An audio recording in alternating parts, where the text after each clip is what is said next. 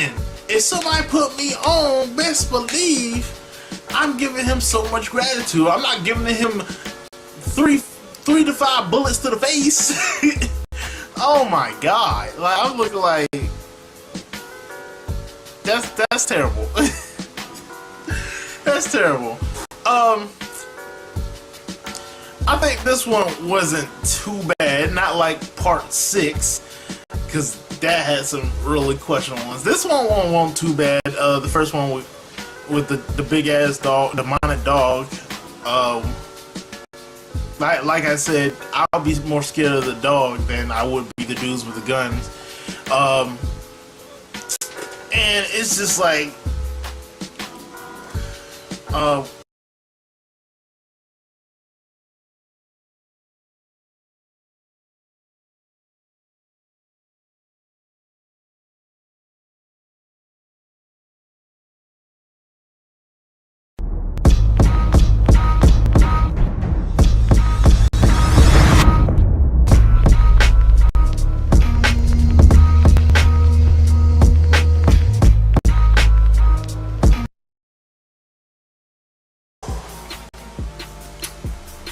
start. Do not ring the bell. There is nobody home. Oh my god, here we go. Kill my mama, man. Who killed her? Who fucked it? Hold on. Bruh. Not only is this a bad artwork, this shit is just plain fucked up. This is already Here we have 2 sick individuals making a mockery of the terrorist attack that shocked the world. Like, don't they know that thousands of people actually lost their lives in this event? This is a Why bad the hell are they making a mockery of it? Here we got a fake ass Maxwell looking dude setting off for detonator. That's from oh Good yeah, Time, this is dances bad. and excitement. This is possibly the most disrespectful album cover I've ever is seen. real. That's a Bruh, L. Who the fuck killed my mama, man? Who the fuck did it? I'm gonna find the niggas that killed my mama, man. Real talk. Bro, this artwork always cracked me up. So they was just like, y'all know what'll be a good idea for an album cover? If we just strolling through the hood like we always do. Y'all 2 females having a conversation about how y'all the biggest thoughts in the hood. While me and the homeboys throw on 5X t-shirts and big ass felines because you know this shit came out like and just sit back and watch them record sales skyrocket, my nigga. Maybe I'm gonna say this shit one time and one time only. Bro, stop. You can't keep doing this. Kill my mama, nigga. I'm getting tired of this shit, man. I want answers, goddammit. Wow. Just when you thought these album covers couldn't get any more rap. Top dog, look slam at this dunking crazy hoes. ass shit. Here we have a fake ass Too Short with some fake ass gators on and a dusty ass Capone hat. Slam dunking a thought in a basketball hoop. And I gotta say this, the concept of this artwork is pretty damn funny. Slam dunking hoes? And look at this nigga's features, bro. He got some straight H-Town legends on this shit. I ain't never heard of At least this it's dude. accurate. At He least you got know what the fuck is Klondike going on. Cat, Point Blank, my nigga K Reno, Gangsta Nip. I might need to check this album out right here. But could somebody please explain to me what the hell the slam dunking hoes mean? Like, is he beating their ass or something? Does it mean that he slam dunk hoes face into the concrete? Like he about to do this female right here? Like as soon as he let her she's go, about to her get her whole shit dome rolled. finna hit the concrete.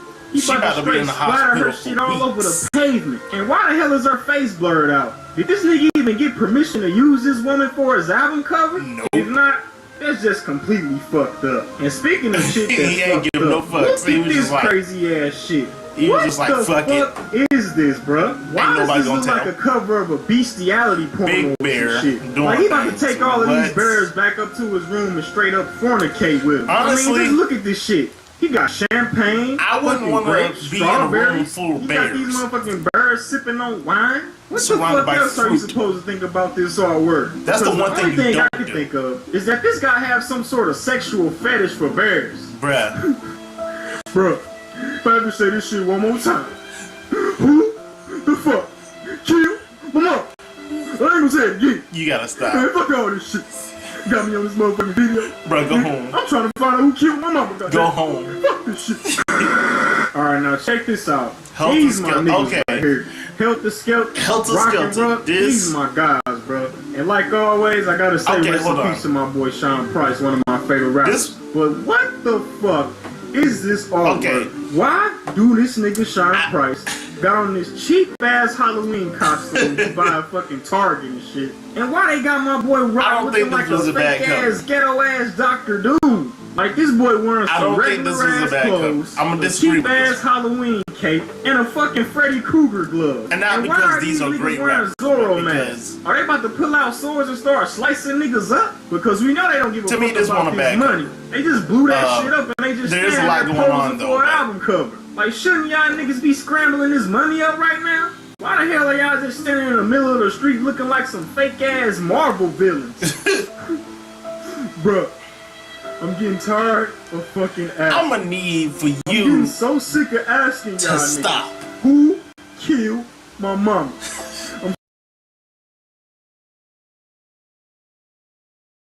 What's funny? Hold on.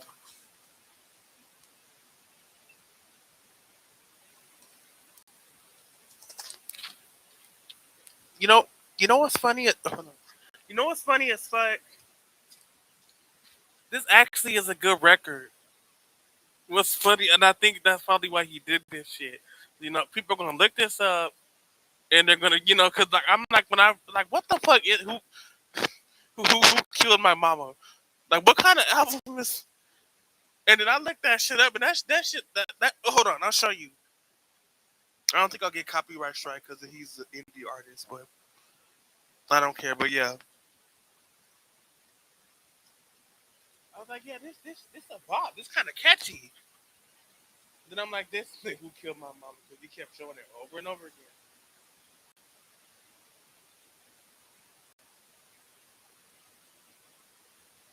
Is this the right one? Hope so.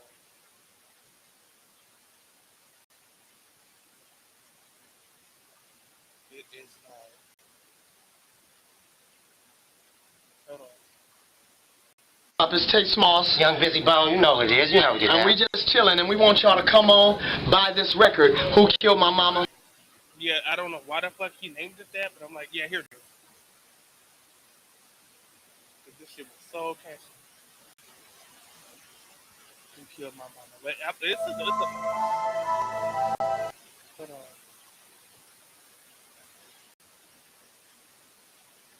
I can find it, shit. Who killed my mama?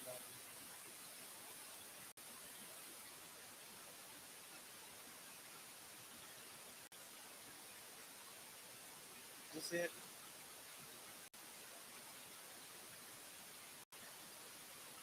It is not. Did they take the record down? I hope not.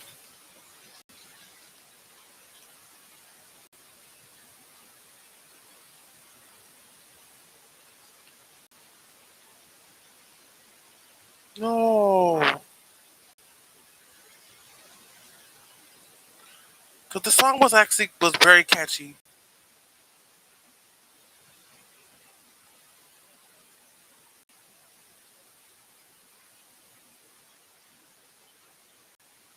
I cannot find it. Of course, now I can't fucking find the shit.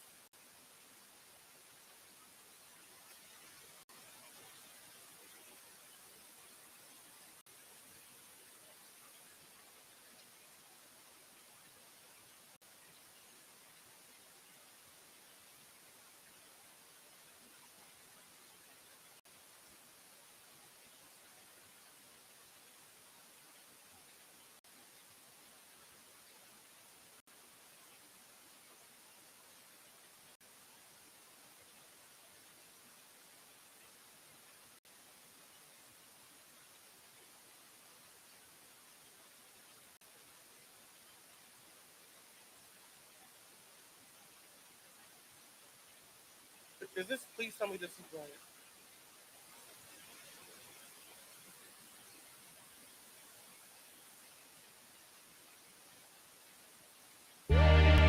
Yeah.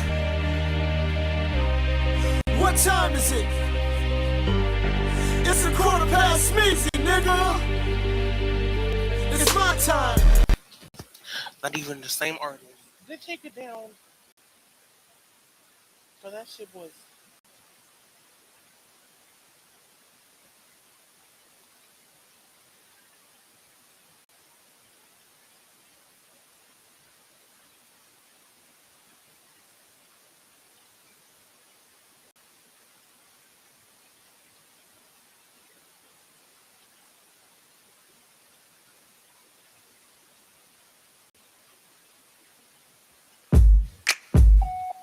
on.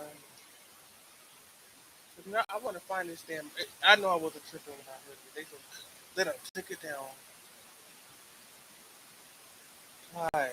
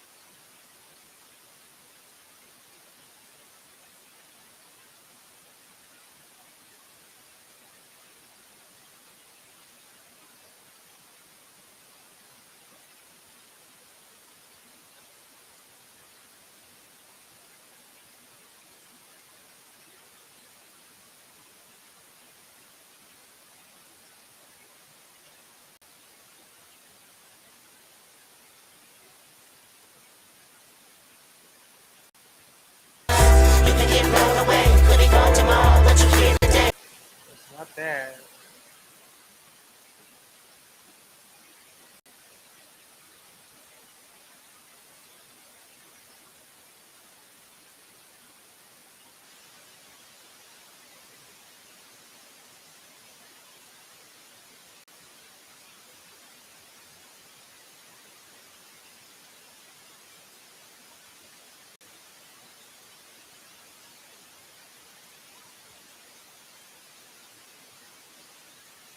Who killed my mama?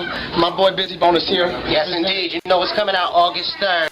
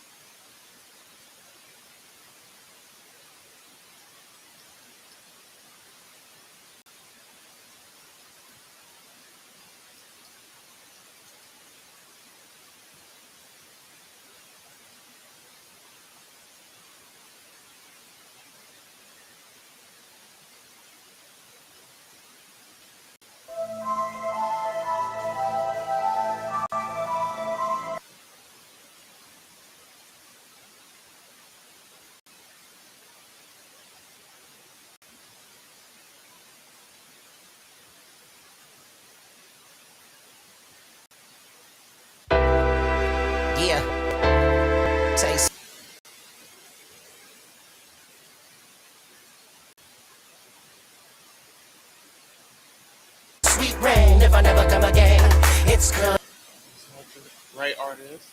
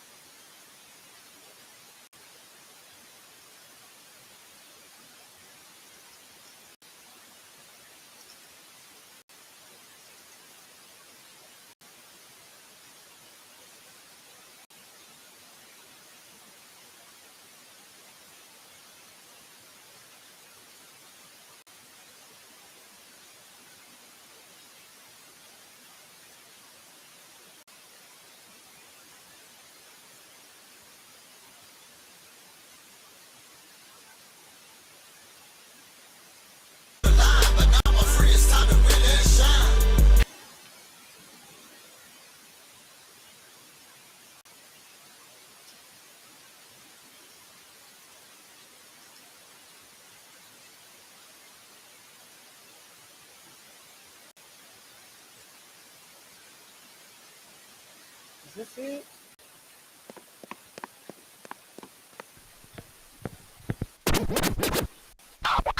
It has to be it. Please tell me this is the it. Todo imamalof bansin. Caesar was maasi. Para todo isanaska sin. Nope. Hung. France, I'ma smash with you. Blow Artist.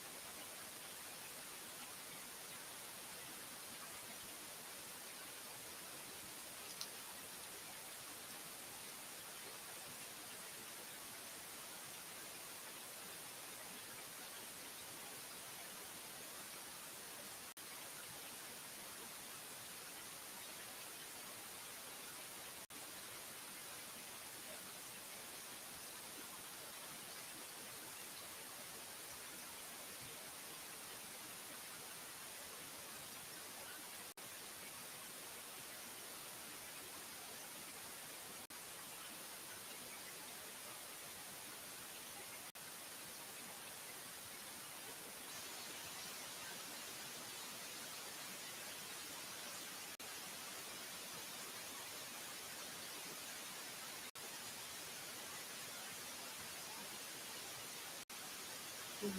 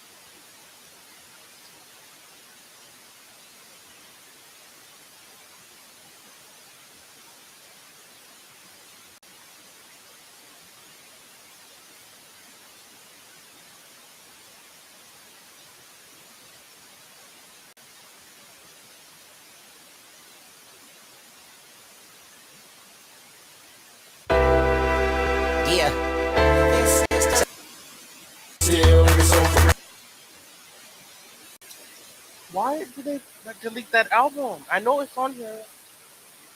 I know it's fucking on here. It has to be.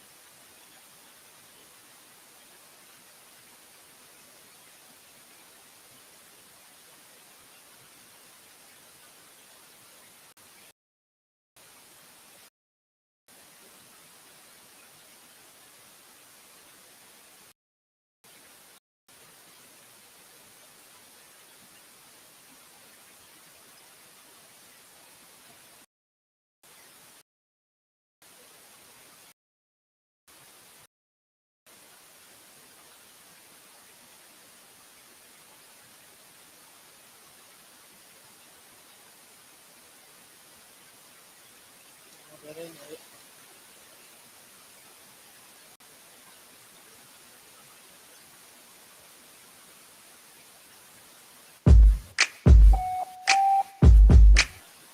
Fucked up, more thugs around me.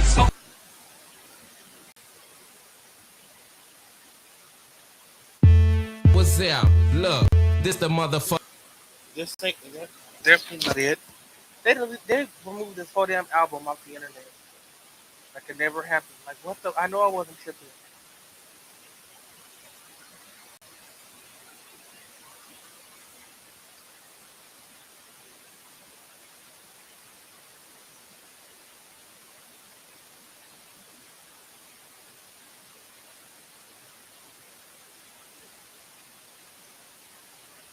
That ain't it.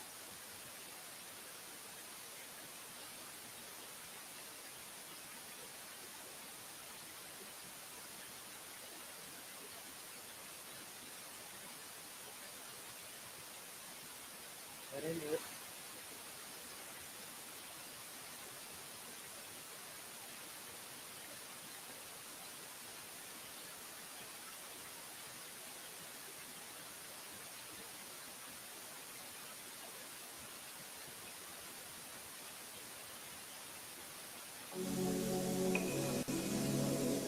Yes, I think of you as That's not him.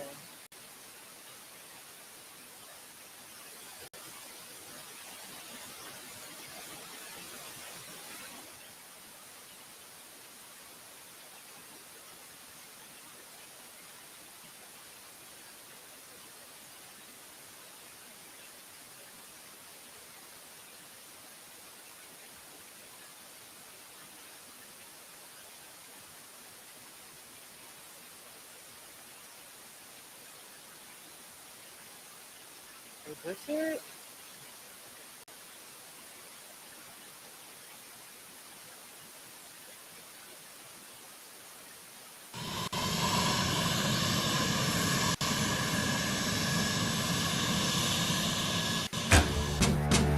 yeah. It's Ted Smalls. Sneezy, baby. I'm always into something. I'm always getting into something. Yes. Some type of like unreleased song, but not what I was looking for.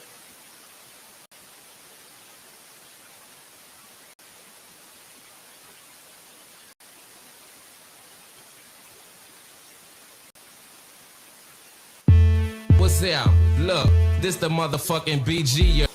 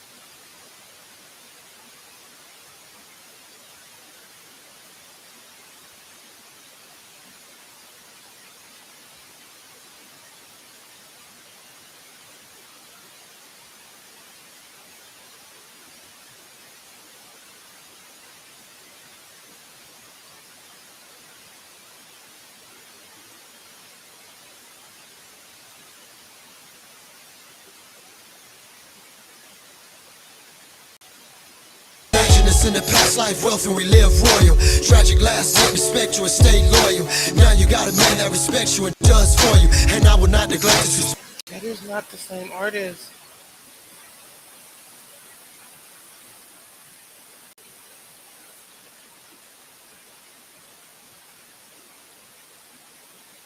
My gun clapping. Now you thinking it.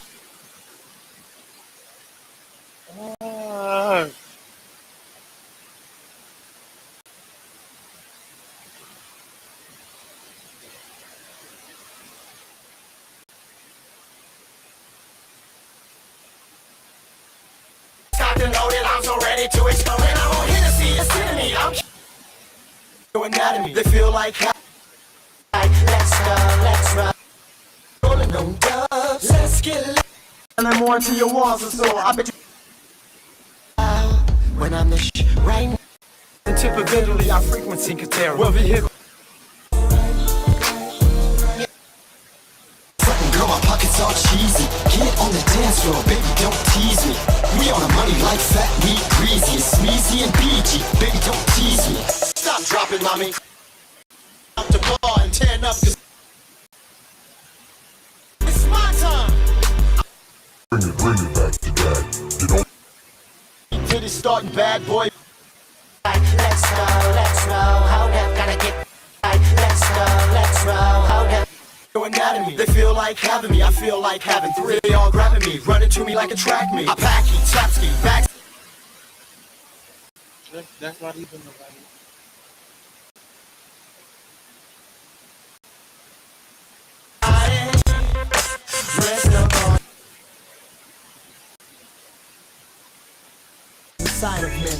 Oh, okay, there it is. See, I knew I wasn't tripping. It's like labeled the metadata is wrong.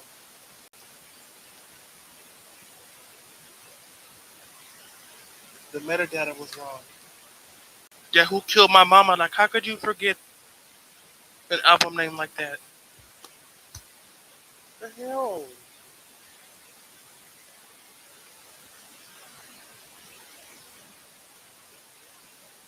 What?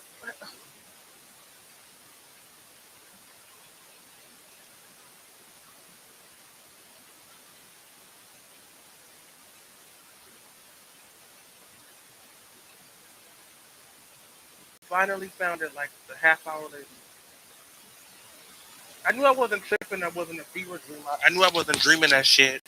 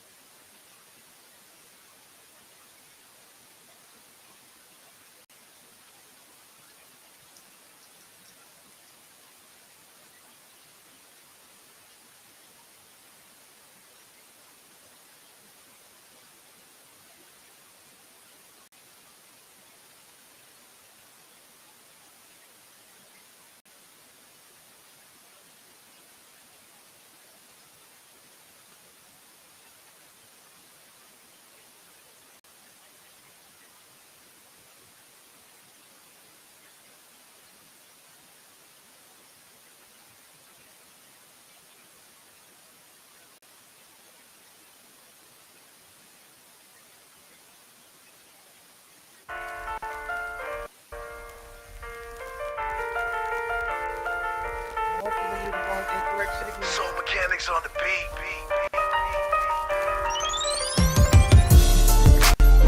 You should've never left me. You should've never left me. It's gonna be alright. You know I love you, babe. You know I love you, babe. You know I love you, babe. You should've never left me. You should've. Girl.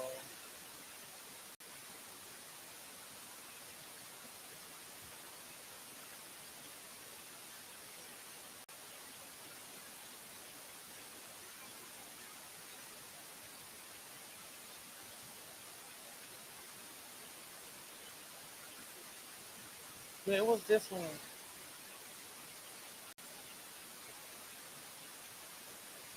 This is it is on the Who Shot My Mama album, but for some reason it's on a different album because Google has it fucked up. I don't know if the guy is dead. He hasn't really recorded anything in like since 2008. So, but yeah, it's called Who Shot My Mama because his mom died when he was like 9 years old, and it's still an unsolved murder from what I heard. Girl. Orlando, bro. He is not on this song. Yeah, it's your man Tay Smalls, J-Boy, hey. Lil J, Life Entertainment, FedEx Watch Out collaboration. Listen. Yo, it's Sneezy, baby. Sit back, cool your mind and take it easy, baby. Cause I'm cheesy, baby. Mommy, tell me what to do. Buy you new Jimmy Choo with the Vera Wang dress that got your nipples showing through. I got mentions inside of mentions. Young, rich, and handsome. You questioning and I got answers. The black Rob low on the gold. Let's make it dope. Painting pictures in your mind. Call me Lyrical Van Gogh. Fly away with Tate to Mandalay for a day. And we can straight parlay. Then it's off to Sandra Pay. Where it's white sands and blue waters. I'm a Carter. The color of the Zidus so perfectly match my diamonds. I put that on my daughter. Got much to offer. 2 different labels, 5 homes with Youngstar. These 16 balls, bought these 16 cars. Are you straight with 8, baby? Cause half is yours. You're so fly. 5'5" thick thighs with incredible eyes. It's no surprise that Chrissy got me feeling so fly. Got loot, check the coop, snotty chickens get the boot. $100,000 juice, so fly. Now chicks in the whip like you pay for what you get. I can give it to you, tell me what you like. I don't wanna waste time picking up his mind. Hit me up cause you listen, angles gotta relax. Lay back the stacks. L to the is I is back like I left something. Oh yeah, and I'm for real about my chips. So chicks, stop all that frontin'. Rollin' with Tate Small, I'm always getting into something. Playing for life, baby, I'm always into something. This is so manly, girl dropping their panties. For the kid who's fresh on the mic, get paid from the jammies. I'm animated and imitated from lames in the game. Then hated from chicks cause my game. It's all in the same ball, diamond and chain. Raw iron and fame, y'all stop dying for fame. It ain't worth it, how you dudes hurt me. Aim for your face permanently, then smirk me. Aim for your dame permanently, skin murky. Shades on the grind, permanently working. 5'5" thick thighs with incredible eyes. It's no surprise that Chrissy got me feeling so fine. Got loot, check the coop, snotty chickens get the boot. $100,000 juice, so fine.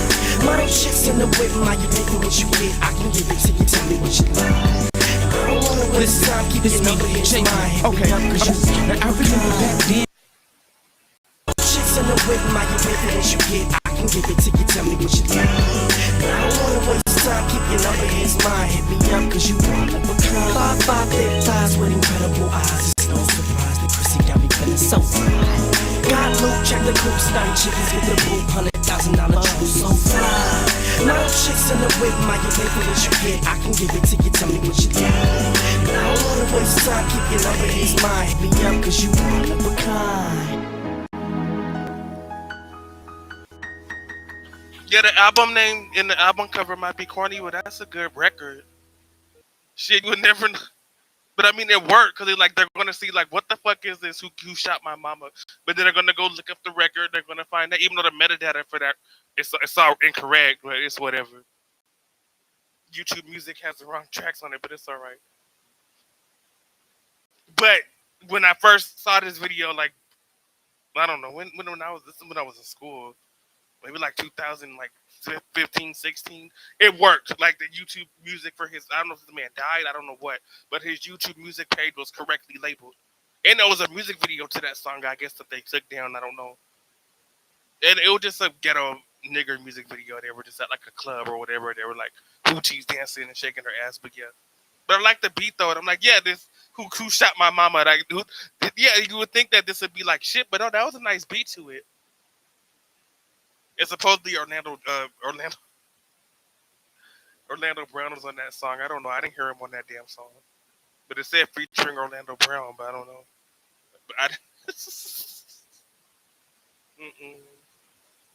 But yeah, it works. I mean, sometimes you gotta just be corny, like it's publicity, right? But yeah, this man has not recorded anything since like 2000. Cause that song in itself is old, even though I didn't first hear it till like 2015. Yeah, he didn't record anything since like 2011. So I don't know if he's dead or I don't know. But he's an all right rapper. But yeah, he's Bone Thugs and Harmony were producing all that stuff. So yeah, T.A. Smalls. I don't know what kind of rap name is that. But anyways, but yeah, girl.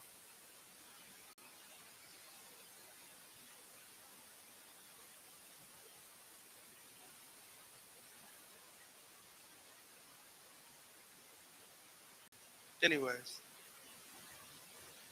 took me forever to find that. I knew I wasn't dreaming. I thought I was. Did I make that up? Was I dreaming that? No, it was real, girl. But he keeps clowning it. It's a good record though. Good album. I'm starting to think one of y'all niggas killed my mama, goddammit. Bruh, I'm so could somebody please find out who killed this man's mama? But first off, why this dude look like R. Kelly? I was And just what kind of thinking that, depressing-ass like, beach bro, is he this? looks Are these exactly like R. Guest Kelly. Over here? Who the fuck turns a beach into a fucking graveyard? And is this nigga walking on water right now? Like, am I tripping right now? Nah, you not tripping. Like I this see dude is straight up walking on beach, water. palm And he's trees, about to send his and a mother away casket. in the deep sea. Oh, and some Another headstones. thing that amazes me about this artwork is this guy's features. Who the fuck is this nigga, bro? I ain't never heard of Ty Smalls. Look at these Ty features. Smalls. Boy got Busy Bone, Lazy Bone, Flesh and Bone. My nigga, Lil why Wayne, you put Birdman, Bone Jewel Lil Wayne, Santana. Birdman, Bro, BG. you know everybody Why you say from put the Hot Boys.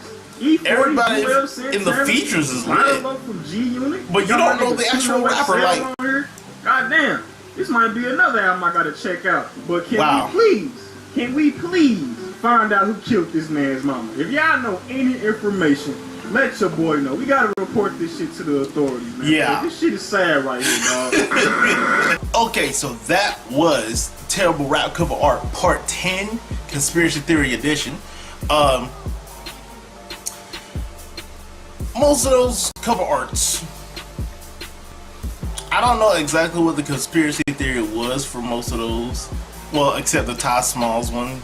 I can understand, you know, there's conspiracy theory for that one, but the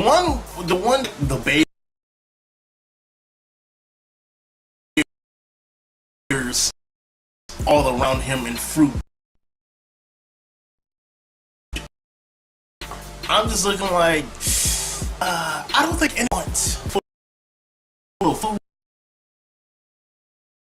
and, you know, fruit with grizzly bears on the side, and I'm not doing that. I mean, I know it's just the cover art, but nah. Tell Blue and tell them Blues to go home, please.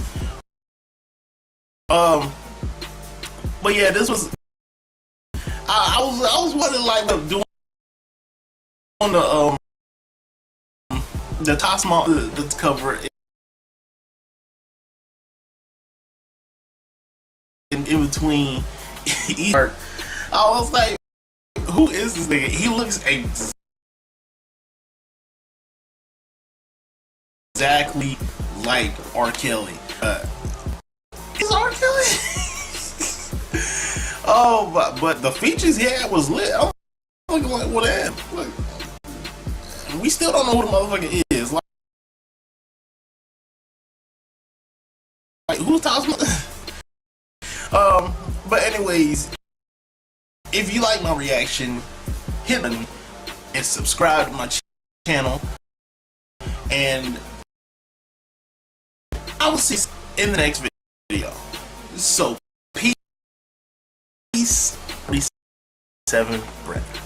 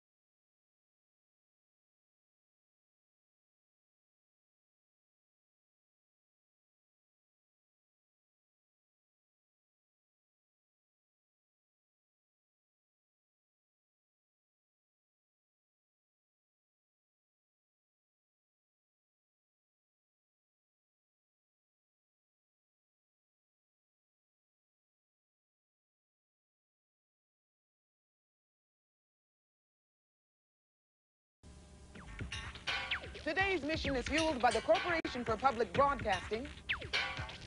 kids like you, the National Endowment for Children's Educational Television, and Delta Airlines.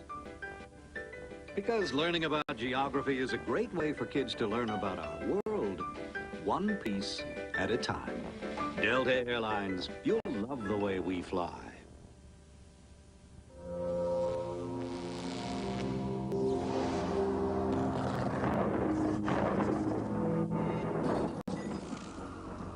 Drat! Those time pilots travel all over to catch my crooks. If only everyone would stop moving. I have just the thing. Soon the history of migration in the U.S. will be changed forever. This is a perfect job for Servile. Didst thou call, my liege? Yes. I'm sending you through the time port to Utah in the year 1869. There's something very special I want you to steal. Your command is my mission. My mission, my honor. This info beam will give you all the details. Now, get going.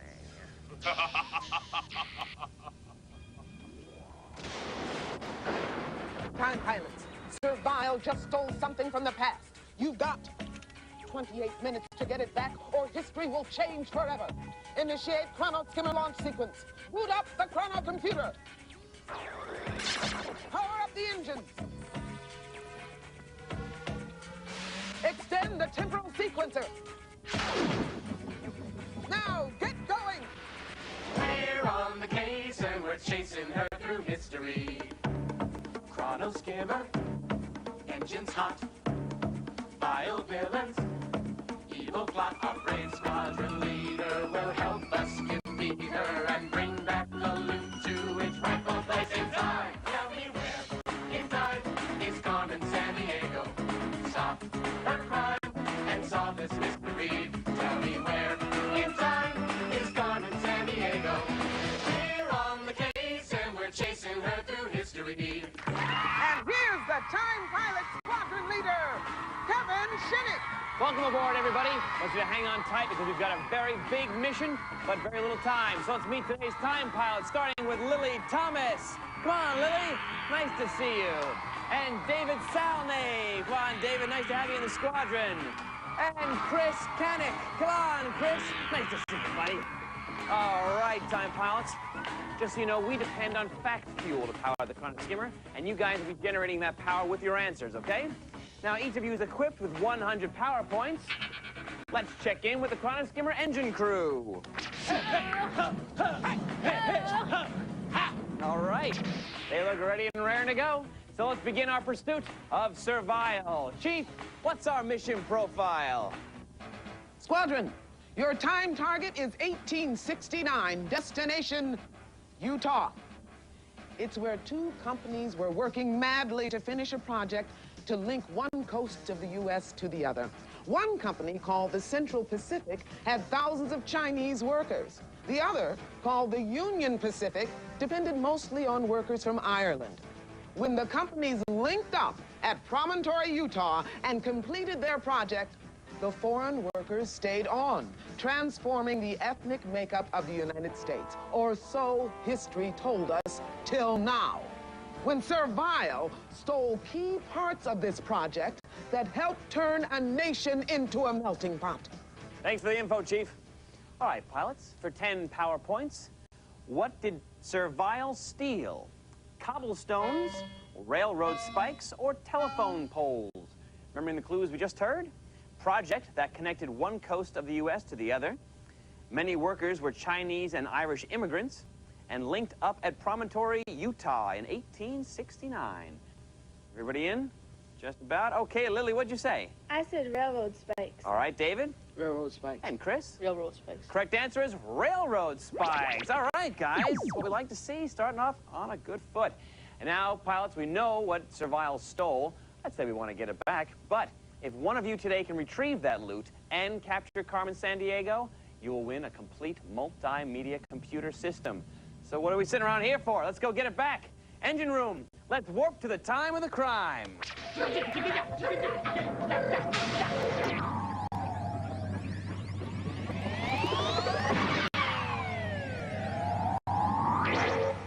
Okay, time pilots, we made it back to the year 1869. So far, wait a second. We've got trouble. That last warp really depleted our fact fuel, so we have to refuel with a data boost.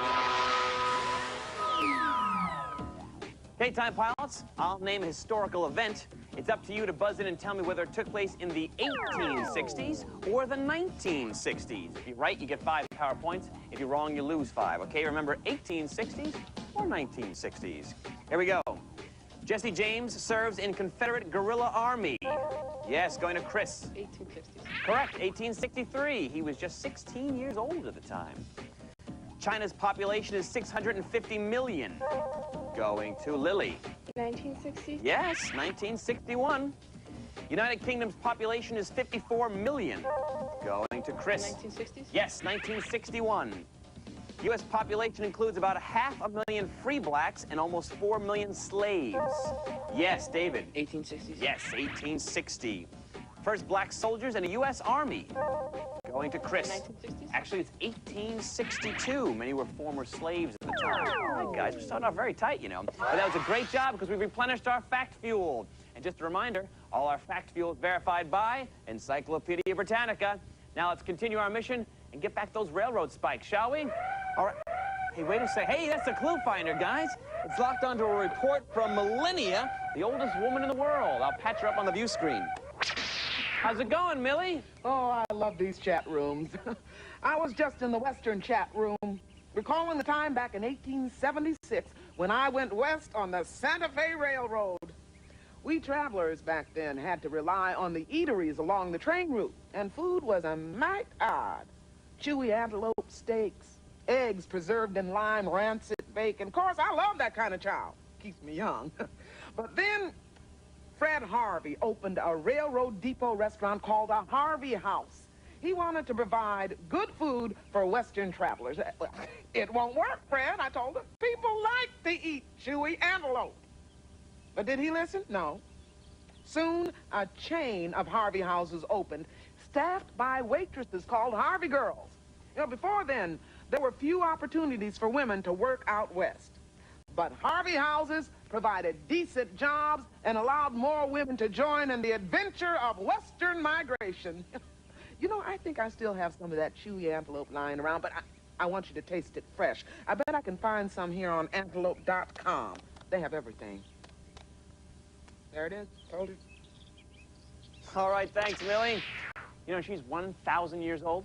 No, believe it. Got to get the name of her plastic surgeon, I think. I would like it. All right, pilots, tell me what Civil War general is president during the time in which Servile is hiding. Is it Ulysses S. Grant, Robert E. Lee, or Dwight D. Eisenhower? Remembering the clues we just heard, 1876, Fred Harvey opens the first Harvey House, and waitress is called Harvey Girls. Okay, Lily, what'd you say? I said Dwight D. Eisenhower. All right, David? I said Ulysses S. Grant. And Chris? Ulysses S. Grant. Well, all right, correct answer is Ulysses S. Grant. 10 points for David and Chris. Very nice, Squadron. You know, it was Horace Greeley who said, "Go west, young man." But the railroads and employees like Harvey made it more possible for women to head there, too. And right now, we have our destination. Engine room, let's warp to 1876.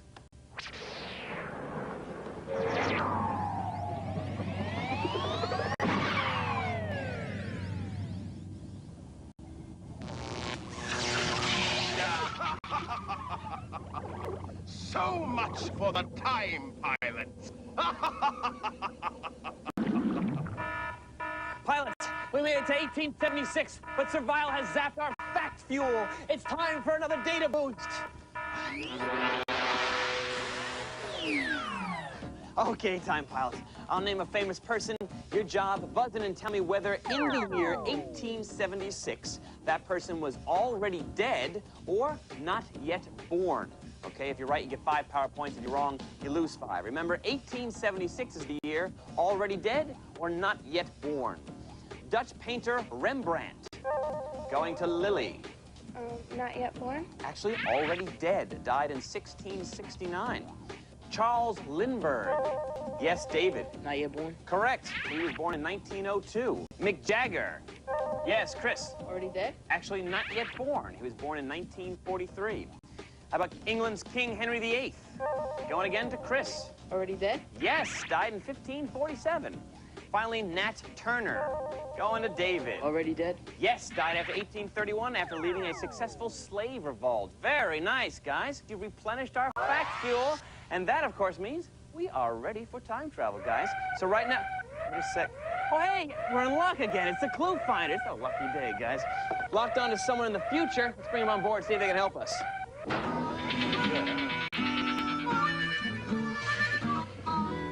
Hey, I've been in some pretty fancy trains in my day, but this one takes a cake. Actually, this is a chrono skimmer. Say, are you a hobo? Depends on what you mean. Are you calling me a bum? No, I never call you a bum. Good, because I ain't no bum. I want to be a yeg, but the yegs won't let me. Yeg? Who are the yegs? Don't you folks know anything about hobos? Listen, a bum hobo looking for food, clothes, handouts, just like a yeg hobo. But a bum, I'll do an honest day's work if it's offered. Wait, and that's bad, you're saying? Well, sure. See, yegs treat hoboing like a profession. They believe in not working, and they stay true to their culture, even in tough times like this Great Depression. Wait a second, are you saying yegs have a culture? Oh, yeah. Yegs even have a convention. They camp outside some small city, and yegs come from all around the country. They have poetry and songwriting contests and, more than a little drinking, too. And you get to meet all the Johnsons. Oh, Johnsons, what are those, friends of the family? Yegs call themselves Johnsons. Oh, sorry. Well, let me ask you, you live like a yeg, and you know everything about yegs. Why can't you be one? Oh, well, see, yegs don't allow women. No way, no how. Well, I better move on. Time I scrounge up some lunch. Oh, you know, listen, we could always use an extra hand on the chrono skimmer if you want to stay. Son, I told ya, I ain't no bum. Okay.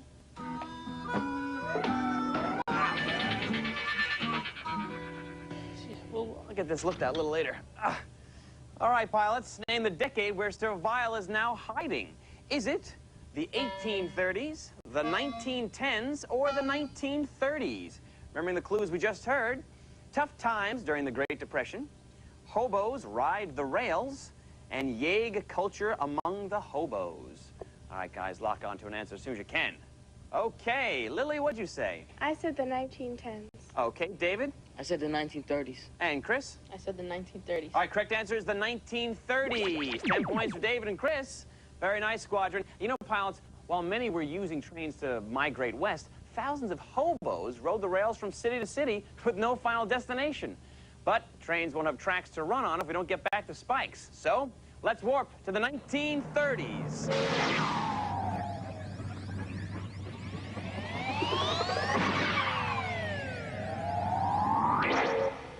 Pilots, we followed Servile to the 1930s. We are on his tail, but he's about to do some globe hopping. So, for us, it's time for Global Pursuit. Grab your controls, watch the globe on your screen, and buzz in when you think you know the answer. If you're right, you get 5 power points. If you're wrong, you lose 5, okay? Remember, we're in the 1930s. Here we go. He's pitching a tent in the city where millions attend the 1933 World's Fair. What do you guys say? Yes, David. Chicago? Correct, Chicago. He's in the country where national highways called trunk roads are being planned. Going to Lily. United Kingdom? Yes, United Kingdom. Then he dashed to a nation where emigration exceeds immigration for the first time. Going again to David. USA? Yes, USA. More people are leaving the U.S. than are coming into the country. He's in the state where drought-stricken Dust Bowl families arrive seeking work. Going to Lily. California? Yes. Servile dashed to the Canadian city recently linked to Detroit by a tunnel. Going to Chris. Calgary? Actually, it's Windsor. But that was nice, guys. Very nice. Well, time pilots, Servile skipped out of Windsor right before we got there, I just found out. So we gotta move quicker. Right now, wait a second. We're picking up some trends. Show thy mettle, cowardly pilots. I await thee in a place where sorrow fills the air. A massive earthquake hath struck this hamlet in Southern California. Fires rage, buildings crumble, and parts of the city's freeways lie in ruins. So great hath been the westward migration that before the quake, 3 million vehicles rode those freeways every rush hour. But now, cars crawl at a snail's pace, and buses are stuffed like fine roast boars. The city hath only recently begun constructing a new mass rail system, so gridlock rules the day! Alas, my kingdom for a choo-choo! Tell you. You know, just once I'd like to see him get stuck in a rainstorm. Just rust right up like that. All right, pilots, where in time is Sir Vial? Seattle in 1989, San Francisco in 1991, or Los Angeles in 1994? Remembering the clues we just heard, city in Southern California, major earthquake destroys freeways, and construction recently begun on mass rail system. Everybody lock into an answer? Great. Lily, what'd you say? San Francisco in 1991. Okay, David? San Francisco in 1991. Chris? Los Angeles in 1994. Our correct answer is Los Angeles in 1994. 10 points for Chris. And you know, Squadron, decades of Western migration has ended up leading to gridlock frustration. But history is history, and we can't let it change. So we've got to get back those railroad spikes. All right, pilots, in that case, we have to make one final leap forward in time, and that means an ultimate data boost. Pilots, in an ultimate data boost, each correct answer is worth 10 power points. But if you're wrong, you lose 10, okay? Pilots, I'll name a person. Your job, buzz in and tell me whether that person is a country western singer or a vice president. Each correct answer, like I said, gets you 10 power points. But if you're wrong, you lose 10, remember. Johnny Cash. Going to Chris. Country western singer? Yes, he's known as the Man in Black. Levi Morton. Going to David. Country western singer? Actually, vice president. He served as vice president from 1889 to 1893. Okay, Garth Brooks. Yes, going to David. Country western singer? Yes, he is.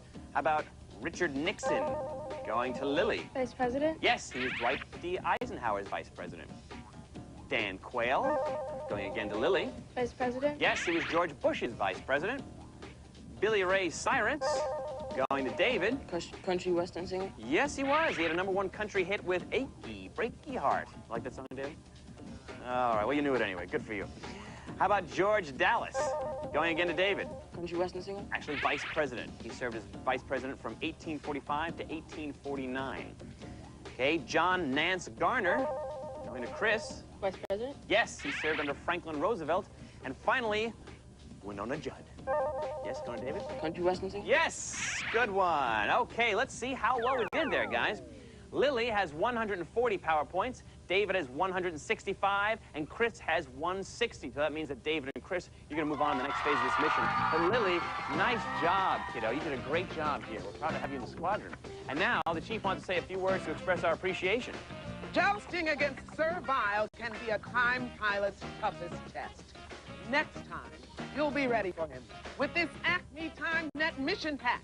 It includes a deluxe Britannica World Atlas, this official Carmen t-shirt, the Chrono Skimmer cap with you-know-whose picture in front, a wear-in-time watch, plus this boxed set of Carmen Sandiego's greatest hits, better known as her CD-ROM library and board games.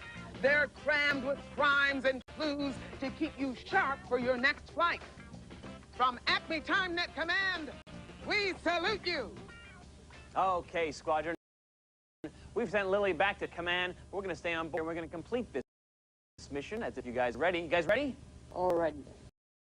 Alrighty then. Chief. Time pilots, the histration is at stake. Get to Los Angeles in 1994 and follow the tracks to those spikes. Kevin, you're in command. Aye, aye, Chief. Time pilot, full speed ahead to 1994.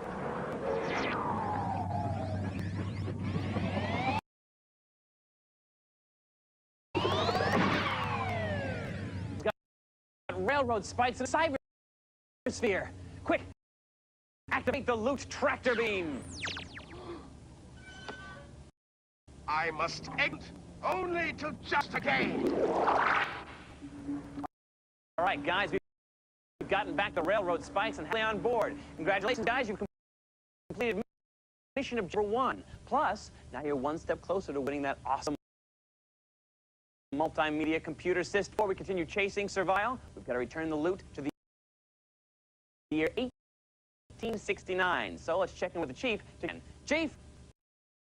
Time pilots, you must navigate the Chrono Skimmer through 8 events from the history of the American West, starting at the most recent event and finishing at the least recent event. The time pilot who does that goes on to chase Carmen and Servile along the trail of time. Here are the events on your flight plan. First, air-conditioned passenger train. Transcontinental Railroad completed. Arizona becomes a state. Custer's last stand at Little Bighorn. John Wayne's last film is released. The first Western film is made. Brooklyn Dodgers move west to Los Angeles. The Immigration Act is passed, limiting immigrants allowed into U.S. That's your briefing, time pilots. Good luck on your journey. Okay, David, you have the higher score. You have the first or second? Oh, second. All right, in that case, Chris, I want you to navigate this back through time from the most recent event to the least recent event, starting by picking recent event on the board. You may begin. Brooklyn Dodgers moved to LA. All right, we're going to go back to David, picking the most recent event on the board. Immigration Act passed. Back to you, Chris. John Wayne's last film. Yes, 1976. Brooklyn Dodgers moved to LA. Correct, 1958. First air-conditioned passenger train. Yes, 1931. Immigration Act passed. Correct, 1924. Keep going. Arizona becomes a state. Yes, 1912. Transcontinental Railroad. Okay, we're going to go back to David, picking the most recent event. John Wayne's last film. Yes, 1976. Brooklyn Dodgers moved to LA. Yes, 1958. First air-conditioned passenger train. Correct, 1931. Immigration Act passed. Yes, 1924. Keep going. Arizona becomes a state. Correct, 1912. First Western film. Yes, 1903. Custer's last stand. Correct, 1876. Transcontinental Railroad completed. Yes, David, you have saved history. Congratulations. And you did a great job helping us get there. You know that? So you and I, we're going to move on in just a moment. But you have another mission, my friend. And the Chief right now is going to explain what that mission is. You've done some great navigation today. So, we're promoting you to Special TimeNet Advanced Command, or STANAC. Okay, the nickname needs some work, but you'll receive a complete TimeNet mission pack and this feature-packed portable CD player. Its compact size and rechargeable batteries let you take your tunes to all your favorite places and times. From the gang here at TimeNet Command, congratulations! All right, David, you navigated us back to 1869 and returned the stolen railroad spikes. Right now, Chris is piloting the Chrono Skimmer back to the present. But David, Servile, and Carmen are still out there on the move, so your job's not done, my friend. So it's time for us to exit the Chrono Skimmer and head for the Trail of Time. Chief, is that a go? Kevin, I'm engaging the transportal oscillator. Prepare to depart the Chrono Skimmer. We're ready, Chief. Look out, Carmen, we're on our way. In time, it's Carmen Sandiego. Stop her crime and solve this mystery. Tell me where in time is Carmen Sandiego. We're on the case and they're chasing us through history. Hey, David, we've made it to the Trail of Time. You've got to track Carmen through 6 time portals by answering her questions. Are you ready? Yeah. Okay. Ready, set, go, David. Follow the engine crew to the first portal. Go, go, go! It's 1775. Who blazes a trail through the Cumberland Gap? Daniel Boone or Davy Crockett? Daniel Boone. All right, move to the second portal following the engine crew. It's the year 1848. What is discovered at John Sutter's mill? Oil or gold? Gold. Yes, 4 more to go. You've got 59 seconds left. It's 1860. Where does the Pony Express first leave from? Kentucky, or Missouri? Missouri? Yes! Hey, you've captured Servile! Congratulations! Keep up the good work! It's 1876. What restaurants employ women in the West? Harvey Houses or Howard Johnson? Harvey Houses? Yes! 2 more to go! You've got 30 seconds! It's 1883. Who stages a Wild West show? Wild Bill Hickok or Buffalo Bill Cody? Wild Bill Hickok? All right, crank the crank to open the gate. Keep cranking, keep cranking. Almost there. Keep going, pal. Go, go, go. All right, 1 more to go. It's 1934. What state are Dust Bowl families leaving? Oklahoma or Wyoming? Oklahoma? Yes, David, you made it to the trail time. Congratulations, buddy. You're fine. All right, buddy, you have energized the capture crystal. Now take it, David, and run and place it in the chronolock chamber to capture Carmen Sandiego.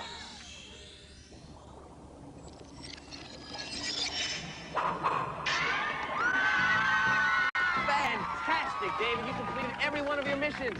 You've captured Carmen, you've captured Servile, and you returned the loot to its proper place in history. You feel pretty good? Yeah. Oh, you look good, too. Thanks. And right now, the Chief wants to show you what you've won. Chief? Time pilot, you've done an outstanding job. I'm proud to give you an A1 mission rating, but that's not all. You also get a complete multimedia computer system with a high-performance processor, onboard CD-ROM, color monitor, and stereo speakers. You'll be able to power through any mission. I'm also including a year of Britannica Online, the ultimate interactive source of information. Plus, the Britannica CD-ROM Encyclopedia and the 32-volume encyclopedia set. I've commended you, I've rewarded you, and now I salute you. Thanks, Chief. All right, I'm going to take a guess here. David, are you pretty happy? Yeah. You've just won that big computer system. That's great, pal. And you did an excellent job. We're very proud of you. So it's time for all of us to head back to the present. And remember, at Acme TimeNet, history is our job. The future is yours. We're on the case and we're chasing her through history. Throttle open, thrusters on, chrono skimmer gets us caught. Pack extra socks and we'll all beat the clock from the Stone Age to Middle Age to Space Age and back. Tell me where in time is Carmen Sandiego. Stop her crime and solve this mystery. Tell me where in time is Carmen Sandiego. We're on the case. All historical information has been verified by Encyclopedia Britannica and was accurate as of the date this program was recorded. This program was produced by WGBH Boston and WQED Pittsburgh.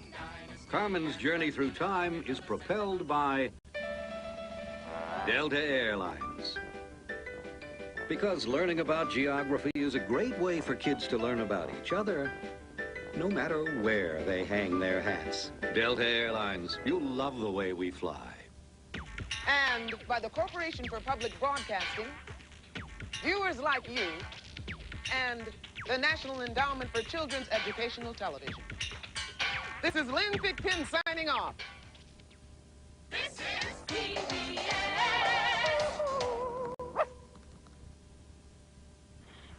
Where can a gumshoe be a gumshoe? With Carmen Sandiego software, available nationwide. You're watching Whitney Kids. On last week's episode of All My Adults. Mom, can I go?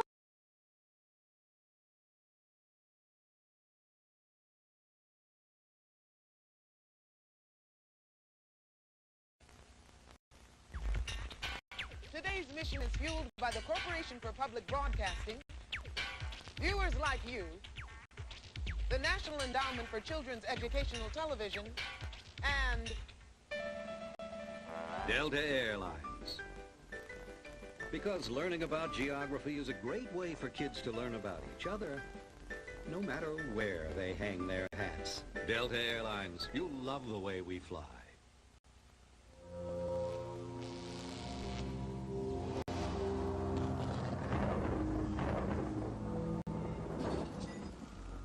Drat! Those Acme creeps are always spoiling my capers. Seems like they follow me wherever I go. But If the streets were full of filth, they wouldn't be able to get around so quickly. That gives me an idea. I think this theft calls for barren wasteland. You called for my services, Carmen? I'm sending you through the time port to New York City in the year 1816. There's something very special I want you to steal. Splendid. I'm in the mood for a new caper. The dirtier, the better. You won't be disappointed. This info beam will give you all the details. Now, get going. Time pilots. Barren Wasteland just stole something from the past. You've got 28 minutes to get it back, or history will change forever. Initiate Chrono Skimmer launch sequence. Boot up the Chrono computer. Power up the engines. Extend the temporal sequencer. Now, get going! We're on the case and we're chasing her through history. Chrono Skimmer, engines hot, vile villains, evil plot. Our brave squadron leader will help us defeat her and bring back the loot to its rightful place in time. Tell me where, in time, it's Carmen Sandiego. Stop her crime and solve this mystery. Tell me where, in time, is Carmen Sandiego. We're on the case and we're chasing her through history. And here's the Time Pilot Squadron leader, Kevin Shinnick. Hey, welcome aboard, everybody. I want you to hang on tight because we've got a very big mission, but very little time. So let's meet today's time pilots, starting with Richard Chevalier. Come on, Richard, nice to see you, pal. And Fanpin Singh. Come on, Fanpin, nice to have you in the squadron. And James Valetti. Come on, James, nice to have you on this mission, pal. All right, time pilots. Just so you know, we depend on fact fuel to power the Chrono Skimmer, and you guys will be generating that power with your answers. Now, each of you is equipped with 100 power points. Let's check in with the Chrono Skimmer engine crew. All right. They look ready and raring to go, so let's begin our pursuit of Barren Wasteland. Chief, what's our mission profile? Squadron, your time target is 1816. Destination, New York City. Many people disposed of their garbage back then by just dumping it into the streets. Those in poor neighborhoods often had livestock that kept streets cleaner by eating the trash. Later, these same animals were eaten by their owners. Hordes of the trash-eating beasts roamed the city, becoming a public nuisance. In 1816, a New York City law required rings through their noses to prevent the animals from tearing up the pavement. Or so history told us till now, when Barren Wasteland went back in time and copped the critters. Thanks for the lunch. Lesson, Chief. All right, pilots, for 10 power points, what did Barren Wasteland steal? Horses, rats, or pigs? Remembering the clues we just heard? Helped keep New York City streets clean by eating garbage, used as food by their owners in poor neighborhoods. An 1816 law required nose rings to prevent pavement damage. All right, Richard, what'd you say, pal? Pigs. Okay, Fanpin? Pigs. And James? Pigs. All right, correct answer is pigs. Way to go, guys. We like to start off just like that. All right, pilots, now we know what Barren Wasteland stole. We want to get it back. And I'll tell you, if one of you today can retrieve that loot and capture Carmen Sandiego, you'll win a complete multimedia computer system. Not bad, so what are we waiting around here for? Let's go get it. Engine room, let's warp to the time of the crime.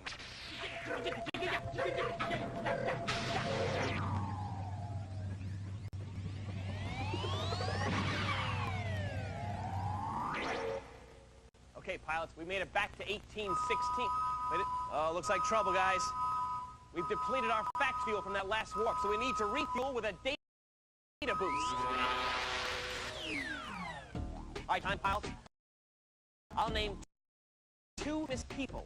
Your job, buzz in and tell me whether they were born the same year or 50 years apart. It's 5-0. If you're right, you get 5 power points. If you're wrong, 5. Remember, same year or 50 years apart. former Haitian president Jean-Bertrand Aristide, and supermodel Christy Brinkley? Yes, James. Same year. Yes, 1953. Former President George Bush and actor Marlon. Going to Fenton. Same year. Yes, 24. Sing Frank Sinatra and basketball star Scottie Pippen.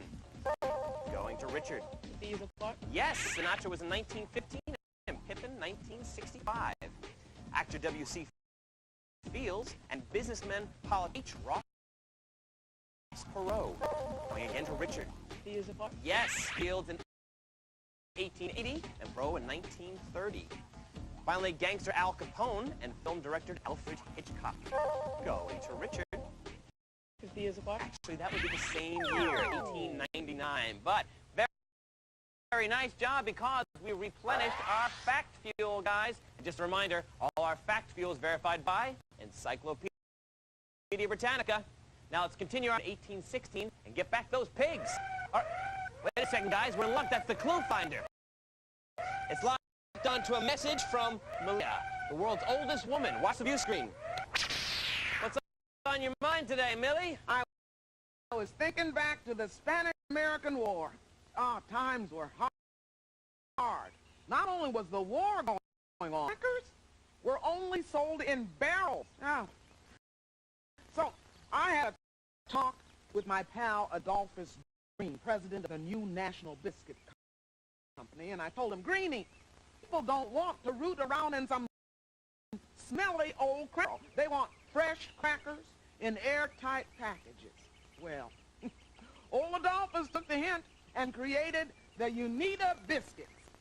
They came wrapped in wax paper inside a cardboard box, and they were a big hit. Oh, standardized packaging's been growing ever since, and so has the trash it creates. You know, by the 1990s, packaging waste totaled around 50 million tons per year. Maybe I should have kept my mouth shut. Thanks, Millie. We're glad you didn't. All right, pilots, where in time has barren wasteland taken the New York City pigs? Is it 1898, 1928, or 1948? Remember the clues we just heard? Spanish-American War, National Biscuit Company formed, Unita Biscuits, pioneer modern packaging. All right, Richard, what'd you say? 1898. All right, Fanpin? 1898. And James? 1898. You guys are good. Correct answer is 1898. Very nice, Squadron. And you know, guys, packaged crackers were a huge innovation. Well, they also ushered in an age of packaging waste. And who knows how we'll get rid of that trash if the history of garbage is erased. Engine room, let's warp to 1898.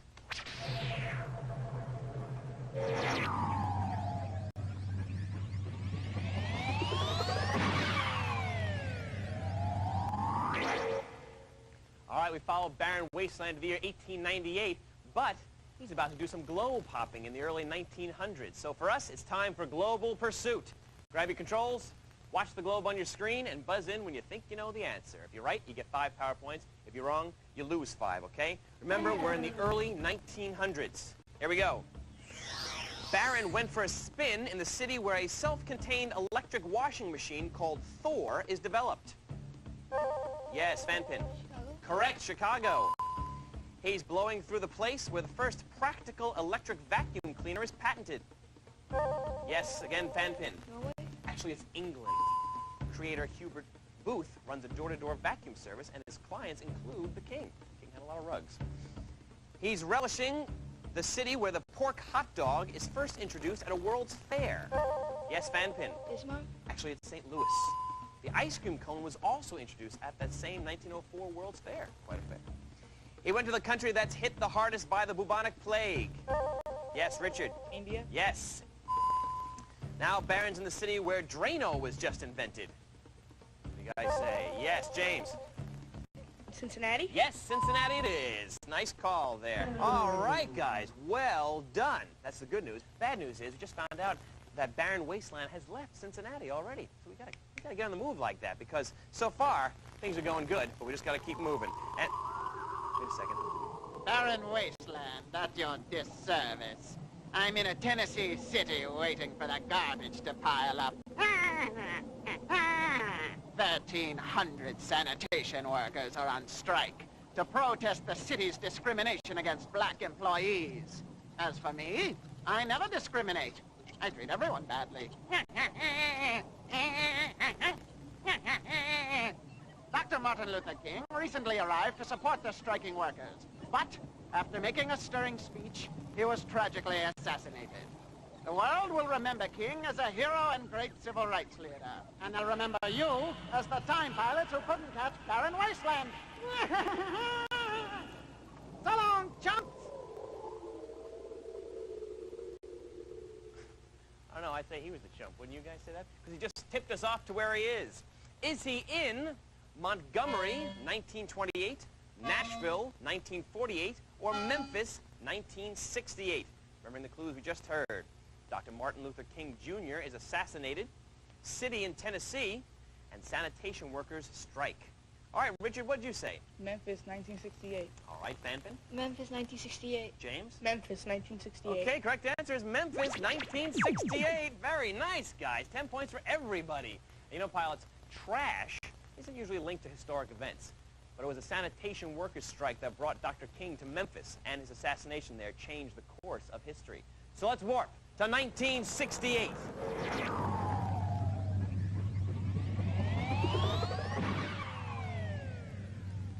Going somewhere time takes?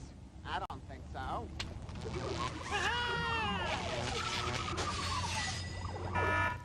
Pilots, we made it to 1968, but Barren Wasteland has zapped our fact fuel. It's time for another data boost. Time, pilots. I'll name a historical event. Your job, buzz in and tell me whether it took place in 1860 or 1960. If you're right, you get 5 power points. If you're wrong, you lose 5. Here goes. U.S. consists of 33 states. Yes, James? 1860. Correct. U.S. has 1 car for every 3 Americans.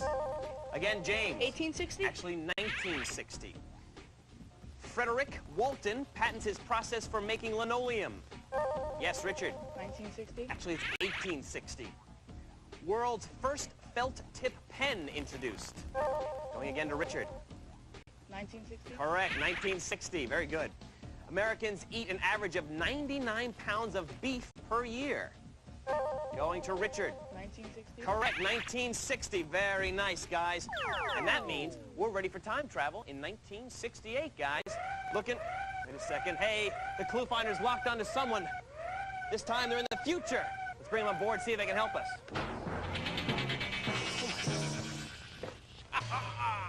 Squadron, your time target is 1816. Destination New York City. Many people disposed of their garbage back then. Wait. We heard that clue at the beginning of the show. I know. That's because I'm Recycloman. The man who recycles everything. Recycloman? The man who recycles everything. Recycloman? Yes. I was inspired by a group of people in a southwestern city called Taos. They live in houses called earthships that are made mostly from recycled materials. Oh, you mean like used bricks and door knockers? Nah! Earthships are built out of old tires filled with dirt. The inside walls are made from discarded cans. Large glass windows allow in the solar heat, which the thick walls passively collect and store. Wow, that's incredible. So these earthships are something new, huh? Not really. They...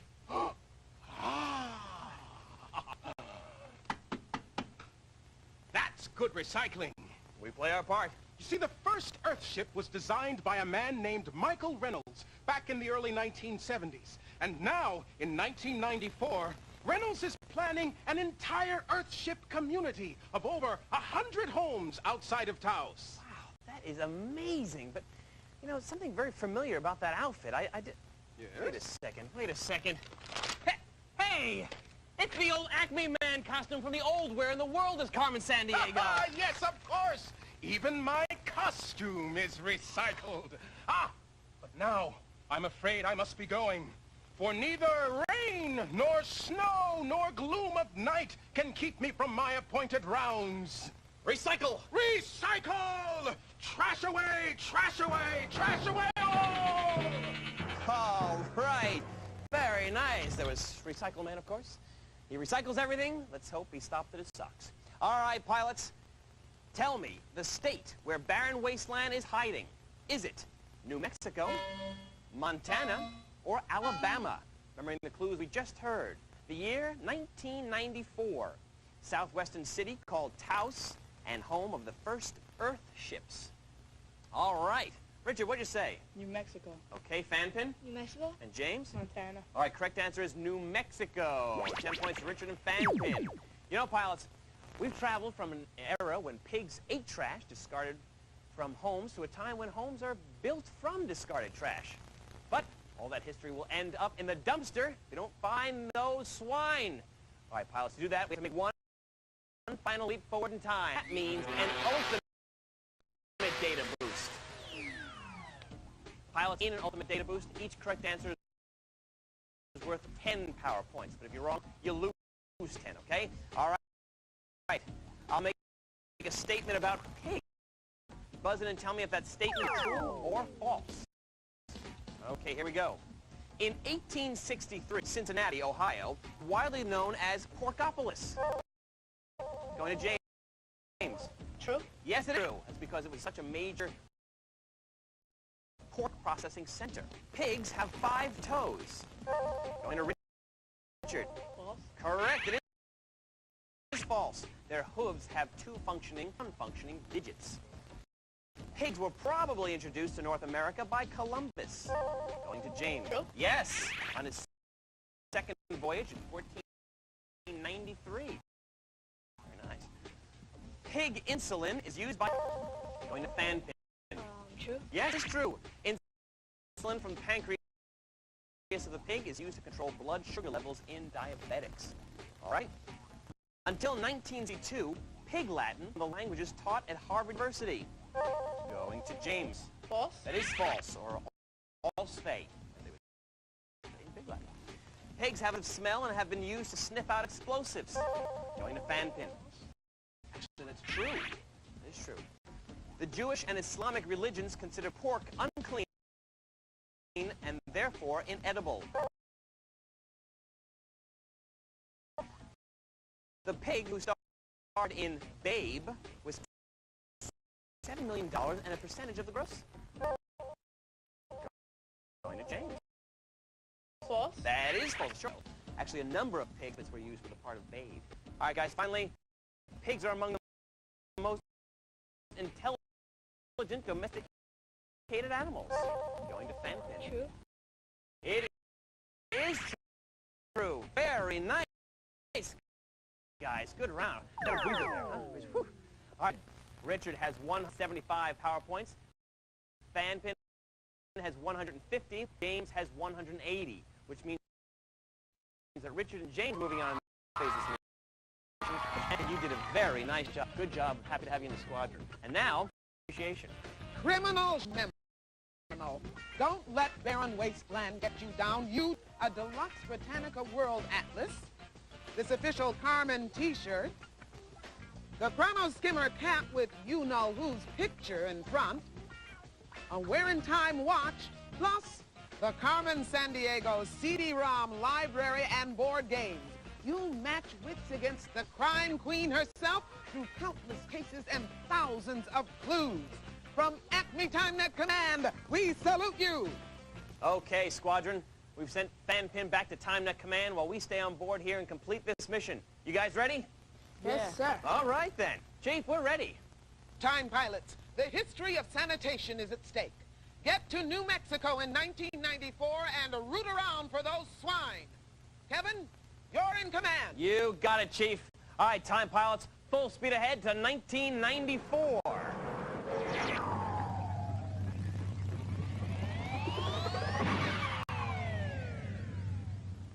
Look, Barren Wasteland's got the pigs in a cybersphere. Activate the loot tractor beam. We'll meet again, Time Tots, and sooner than you think. All right, we've gotten back the garbage-eating pigs and have them safely on board. Congratulations, guys. You've completed mission objective number 1. Plus, you're now one step closer to winning that amazing multimedia computer system. But before we continue chasing barren wasteland, we've got to return the loot to the year 1816. So let's check in with the Chief to get our flight plan. Chief? Time pilots, you must navigate the Chrono Skimmer through 8 events from the history of sanitation, starting at the most recent event and finishing at the least recent event. The time pilot who does that goes on to chase Carmen and barren wasteland along the trail of time. Here are the events on your flight plan. Martin Luther King Jr. supports Memphis sanitation workers' strike. First pollution control law passed under President McKinley. Nose rings required for New York City pigs. First disposable tissues made from World War I surplus. Tours of Paris sewers began under Napoleon III. Earthship community planned in New Mexico. First packaged toilet paper. Garbage is recycled in U.S. for World War II industries. That's your briefing time, pilots. Good luck on your journey. All right, James, you have the higher score. You have the choice of going first or second. I'd like to go second. Second. In that case, Richard, I want you to navigate this Chrono Skimmer back through time from the most recent event to the least recent event, starting by picking the most recent event on the board. You may begin. Earthship community plan. Correct. You've navigated us to 1994. Pick the next most recent event. First package toilet paper. Back to James. Earthship community plan. Yes, 1994. Martin Luther King supports sanitation workers. Correct, 1968. First pollution law under President McKinley. Back to Richard. Earthship community plan. Yes, 1994. Martin Luther King supports sanitation workers. Correct, 1968. Nose rings for New York City pigs. All right, James, it's up to you now. Earthship community plan. Correct, 1994. Martin Luther King supports sanitation workers. Correct, 1968. U.S. garbage recycled for World War II. Yes, 1943. Tissues made from World War I surplus. Correct, 1924. Keep going. First pollution law under McKinley. Yes, 1899. Paris sewer tours under Napoleon III. Correct, 1867. Keep going. First packaged toilet paper. Yes, 1857. Nose rings for New York City pigs. Correct, James. You have saved history. Congratulations. And Richard, wow, we made quite a squadron today, huh? That was a rough one. My goodness. But we're not done yet. You and I are going to move on in just a minute. But Richard, you've got more to do. The Chief here wants to say a few words about your next mission. You've done some top-notch navigation today, and you always need to be ready for future missions. So, we're equipping you with a complete TimeNet mission pack and this terrific portable CD player featuring a polycarbonate body, a MASH 1-bit DA conversion system, 24-track random access programming, plus it's mighty smooth and pretty. Job well done, time pilot. Okay, James, you navigated us back to 1816 and returned the garbage-eating pigs. Right now, Richard is piloting the Chrono Skimmer back to the present. But James, Barren Wasteland, and Carmen are still out there, and it's your job to track them down, all right? So it's time for us to exit the Chrono Skimmer and head for the Trail of Time. Chief, is that a go? Kevin, I'm initiating the transportal exit sequence. Prepare to leave the Chrono Skimmer. We're ready, Chief. Look out, Carmen, we're on our way! In time, it's Carmen Sandiego. Stop her crime and solve this mystery. Tell me where in time is Carmen Sandiego. We're on the case and they're chasing us through history. Yes, James, we've made it to the Trail of Time. We've got to track Carmen through 6 time portals by answering her questions. Are you ready? Yep. All right, James. Ready, set, go, James. Go. Follow the engine crew to the first portal. It's 2000 BC. Where is there a palace with a sewer? Versailles or Crete? Versailles. All right, pull the rope to open the gate, James. Keep pulling, keep pulling. You're almost there, buddy. Go, go, go. Keep pulling. Almost there. All right. Now go to the second portal, following the engine crew. It's 1695. What is beginning in New York? Street cleaning or Central Park construction? Central Park construction. All right, pull the rope again. Keep pulling, it'll open the gate. Go, go, go, James. Almost there. Keep tugging away, pal. You're halfway there. All right, good. You've got 4 more to go. You've got 42 seconds left. It's the year 1901. Where is an electric vacuum cleaner patented?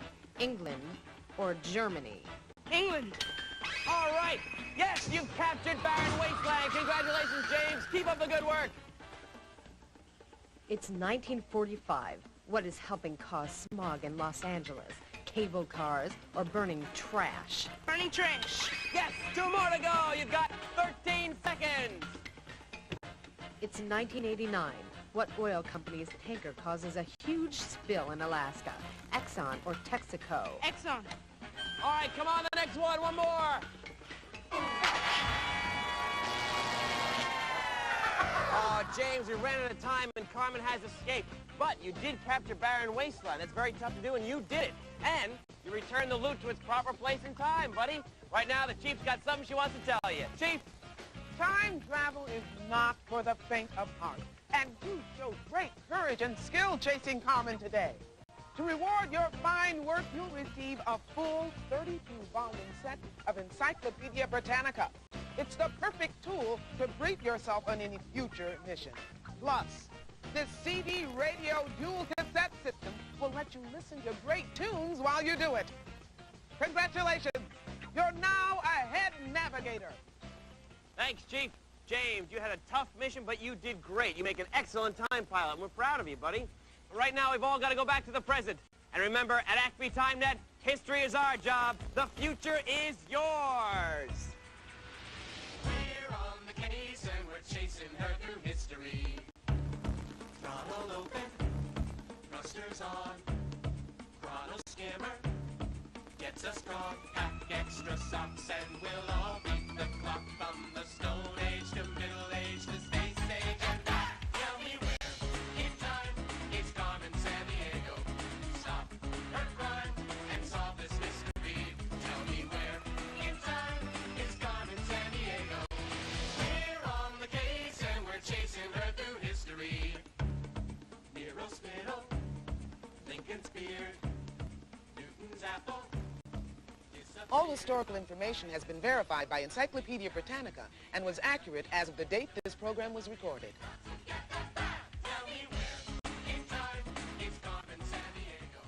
This program was produced by WGBH Boston and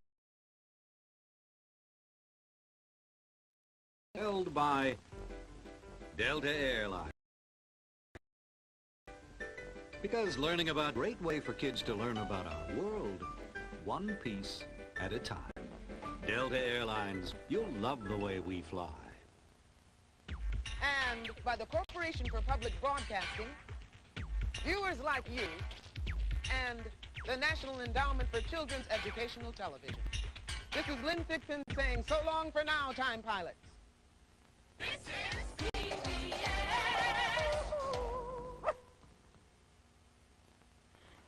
Where can a gumshoe be a gumshoe?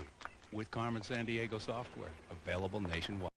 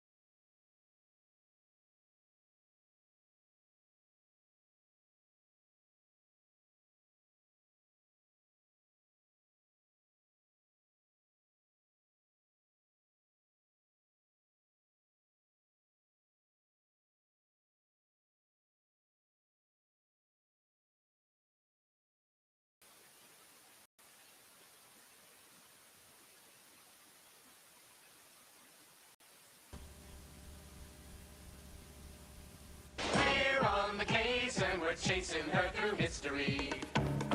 Chrono skimmer, engines hot, vile villains, evil plot, our brave squadron leader will help us defeat her and bring back the loot to its rightful place in time. Tell me where, in time, is Carmen Sandiego? Stop her crime and solve this mystery. Tell me where, in time, is Carmen Sandiego? We're on the case and we're chasing her through history. And here's the Time Pilot Squadron leader, Kevin Shinnick. Welcome aboard, everybody. I want you to hang on tight because we've got a very big mission, but very little time. So let's meet today's time pilots, starting with Dan Shapiro. Go on, Dan. Nice to see you, pal. All right.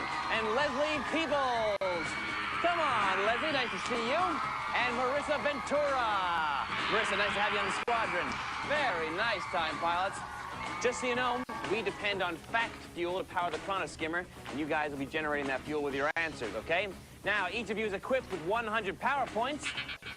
Let's check in with the chrono skimmer engine crew.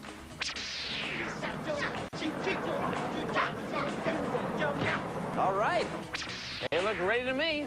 So let's begin our pursuit of Survival. Chief, what's our mission profile? Squadron, your time target is around the year 800. Destination, the oceans. As people sought ways to make themselves more appealing, they discovered ambergris. A waxy substance produced in the guts of sperm whales. It really stinks when fresh, but smells great after drying in the sun. So people began scenting themselves with ambergris. Later on, they mixed ambergris with other sweet-smelling substances because it made those scents last longer. For that reason, ambergris became a basic ingredient in perfume and changed the way countless humans smell. Or so history told us till now, when Servile went back in time and swiped that smelly stuff. Thanks, Chief. All right, pilots, for 10 power points, what exactly did Servile steal when he stole ambergris? Whale sweat, whale vomit, or whale snot? You know, this could turn out to be one of my favorite missions. Remembering the clues we just heard? Waxy substance from the guts of sperm whales, sought for its pleasing smell, and a basic ingredient in perfume. All right, guys, lock onto an answer as soon as you can so we can get back that loot. All right, guys, we all in? Okay, now we are. Daniel, what'd you say? I said whale vomit. All right. Leslie, what'd you say? Whale sweat. Okay, and Marissa? Whale snot. Oh, what a variety, you know?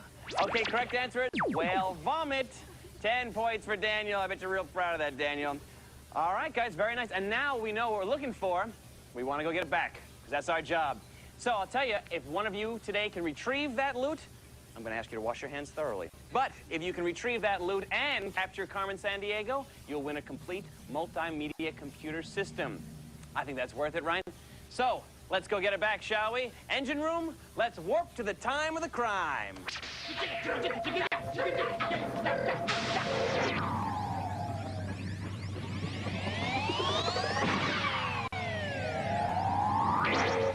Okay, pilots, we followed Servile to around the year 800, but he's about to do some globe hopping in the 800s and the 900s. So for us, it's time for global pursuit.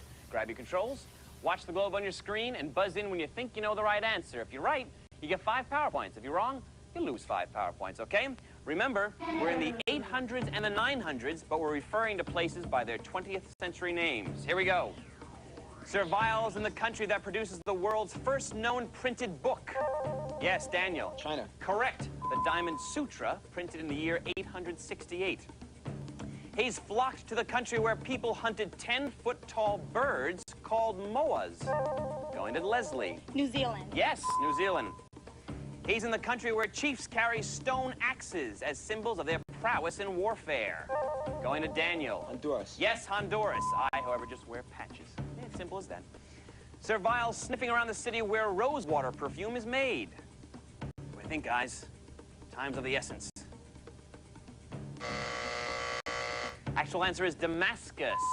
Okay, now he's in the country that just freed itself from centuries of Chinese rule. Yes, Marissa. Vietnam. Correct. That happened by the year 939. Very nice round, guys. Wait a second. Hey, the clue finder. It's locked on to someone in the future. Let's bring him on board and see if they can help us, all right?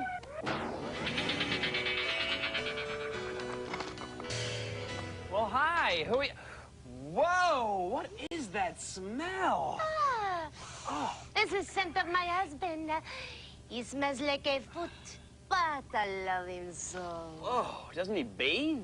Of course he bathes every few weeks, just like everybody else. Sometimes he even uses soap. Wait a minute. You're telling me your husband bathes with soap less than once every few weeks? That's unheard of. You've never heard of soap? They've been making it in Marseille since the Middle Ages. Most of my friends own some. Most of your friends? Of course. In Germany, hardly anybody's ever seen it. So you come from an age where everybody stinks, huh? Well, of course. Certainly, I don't stink. Each year, I spend 50,000 francs on the finest perfume. They cover my natural stench with the most beautiful aroma. Wait a minute. 50,000 francs? That's like thousands of dollars. And you smell... nice. Nice? Oh. It's irresistible! And anybody who does not know that needs to educate these nurses. Oh, right. Should I go to the Nasal Academy? Oh, wow. Okay, pilots. Answer me the next question, pilots. Where in time is Sir Vile hiding? Is it Switzerland in the 1100s, France in the 1600s, or New Jersey in the 1900s? Remembering the clues we just heard, after the Middle Ages, the currency is francs, soap not yet popular throughout Europe at that time, apparently. Whew. Okay, Daniel, what'd you say? I said France in the 1600s. All right, Leslie? France in the 1600s. And Marissa? Switzerland in the 1100s. Okay, correct answer is France in the 1600s. 10 points for Daniel and Leslie. And you know, Squadron, soap went on to become popular throughout the world. But all that history could be wiped clean if we don't put back the purloined puke. Okay, engine room, let's warp to the 1600s.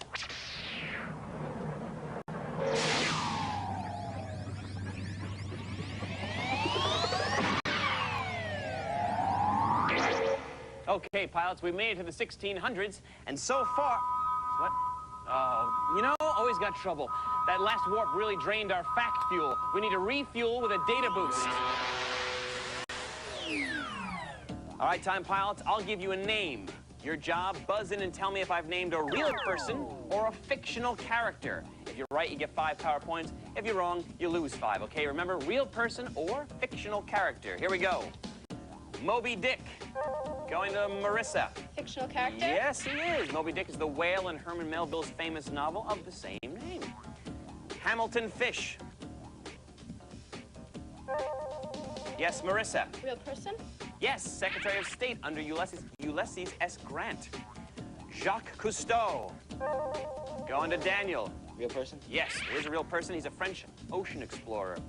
Captain Hook. Going to Leslie. Fictional character? Yes, he was the villain in Peter Pan. Finally, Aquaman. Yes, Marissa? Fictional character? I sure hope so. Aquaman is a DC Comics superhero. Very nice, guys. You've replenished our fact fuel. And just a reminder, all our fact fuel is verified by Encyclopedia Britannica. Now let's continue our mission and get back the ambergrease. Okay. Hey, wait a second, guys. That's the engine room alert. Let's check in with the crew. Elaine, what have you picked up? Kevin, my readings indicate we've got a message coming in from Millennia, the oldest woman on Earth. Great, Elaine. Put her up on the view screen. You got it, Kevin. I'll punch in visual contact right here. What are you doing, Millie? Oh, this just reminded me about my friend Flo back in 1919. Flo had a terrible B.O. problem. B.O. Flo, we called her. But then the Ladies' Home Journal published an ad for a deodorant called Odorono. Lots of readers got offended because the ad was so explicit about women's armpit odor. You know, in fact, 200 of them canceled their home journal subscriptions. Oh, see, before then, ads didn't openly discuss bodily functions, but Soon, ads about BO, athlete's foot, and bad breath became almost as common as, well, BO, athlete's foot, and bad breath. Anyway, BO Flo got the message, and after that, she smelled fresh as a daisy. You know, hygiene wasn't the only controversial women's issue that year, as I recall. Folks everywhere were raising a stink, debating the merits of the 19th Amendment. Thanks, Millie. All right, pilots. What right did the 19th Amendment give all American women? The right to vote, freedom of speech, or the right to hold public office? Remembering the clues we just heard? 1919, Odorono ad creates controversy, and the 19th Amendment debated. All right, guys, lock on to an answer as soon as you can. Daniel, what'd you say, pal? Said the right to vote. All right, Leslie? The right to vote. And Marissa? The right to vote. Well, you know what? Answer's the right to vote. Very good. That's what we like to see. 10 points for everybody. You know, pilots, the 19th Amendment became law in 1920, and this was also the time when advertisers promoted odor as a problem that their products could fix.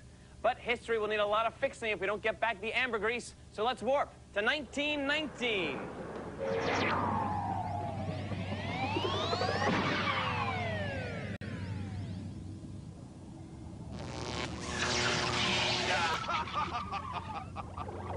So much for the time pilots. Pilots, we made it to 1919, but Survival has zapped our fact fuel. It's time for another data boost. All right, time pilots, I'm gonna name a historical event. Your job, buzz in and tell me if that event took place in 1819 or 1919. If you're right, you get 5 power points. If you're wrong, you lose 5. Okay, remember 1819 or 1919. Mussolini organizes fascists in Italy. Yes, Daniel. 1919. Correct. The first U.S. immigration law is passed by Congress. Yes, Marissa. 1819? Correct. Call for the registration of immigrants, which enabled statistics to be kept. Grand Canyon National Park opens. Yes, going to Leslie. 1919. Correct. James Monroe is president. Going again to Leslie. 1819. Yes, it is. He was our 5th president. The war veterans group, the American Legion, is founded. Anybody? Yes, Marissa? 1919? Correct. The organization started in Paris after World War I. Great job, guys. We've replenished our fact fuel, and that means we are ready for time travel, guys. So, wait a second. The trans-time signal monitor is picking up a transmission. You know what it is? It's Survival reporting to Carmen. Watch the view screen.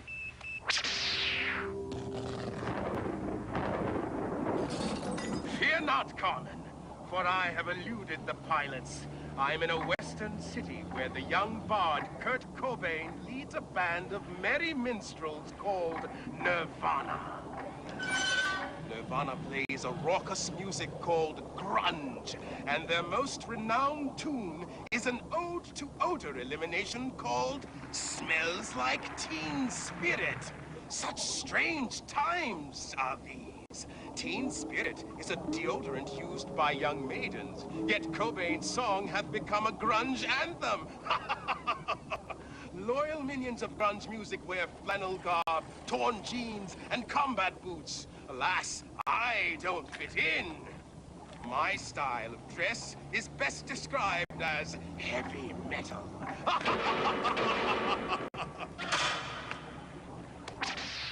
All right, lucky for us, we got that. So, pilots, where in time is Survival? Phoenix in 1975, Miami in 1985, or Seattle in 1991? This is where you can lock on to an answer as soon as you can. All right, Daniel, what'd you say? Seattle, 91. All right, Leslie? Seattle, 1991. And Marissa? Seattle, 1991. All right, guys, the answer is Seattle, 1991. Very nice, guys. Well, pilots, we've journeyed from the early days of using ambergris to smell good to a time when songs about deodorant tops the charts.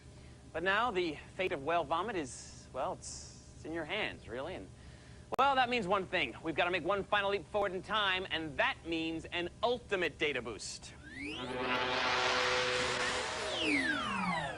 Pilots in an ultimate data boost, each correct answer is worth 10 power points. But if you're wrong, you lose 10, okay? I'll give you a name. Your job, buzz in and tell me whether I've named a nickname for a U.S. president or a brand of deodorant. Like I said, each correct answer is worth 10 power points, but if you're wrong, you lose 10. Okay, nickname or brand of deodorant? Old, Rough and Ready. Yes, Daniel. Presidential nickname? Yes, that was Zachary Taylor's nickname. Soft and Dry. Going to Leslie. Brand of deodorant. Correct. Boatman Jim. Going again to Leslie. Presidential nickname. Yes, that was the nickname of James Garfield. Lady Speed Stick.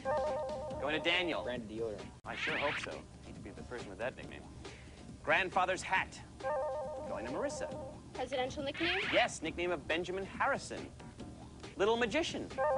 Going to Leslie. Presidential nickname. Yes, that was Martin Van Buren's nickname. How about Old Hickory? Going to Marissa. Name of deodorant. Actually, it was a nickname. That was Andrew Jackson's nickname. Shower to Shower. Yes, Leslie. Brand of deodorant. Correct. Finally, Wobbly Willie. Going again to Leslie. Presidential nickname. Yes, that was the nickname of William McKinley. Very nice, guys. Let's see how well we did. Daniel has 180 power points. Leslie has 200 power points, and Marissa has 150. So what that means is Daniel and Leslie are moving on to the next phase of this mission. But Marissa, you did a great job. Give me 5 there. I hope you had a good time, because it's good having you in the squadron. And now the Chief wants to say a few words to express our appreciation. Jousting against Servile can be a time pilot's toughest test. Next time, you'll be ready for him with this Acme TimeNet mission pack.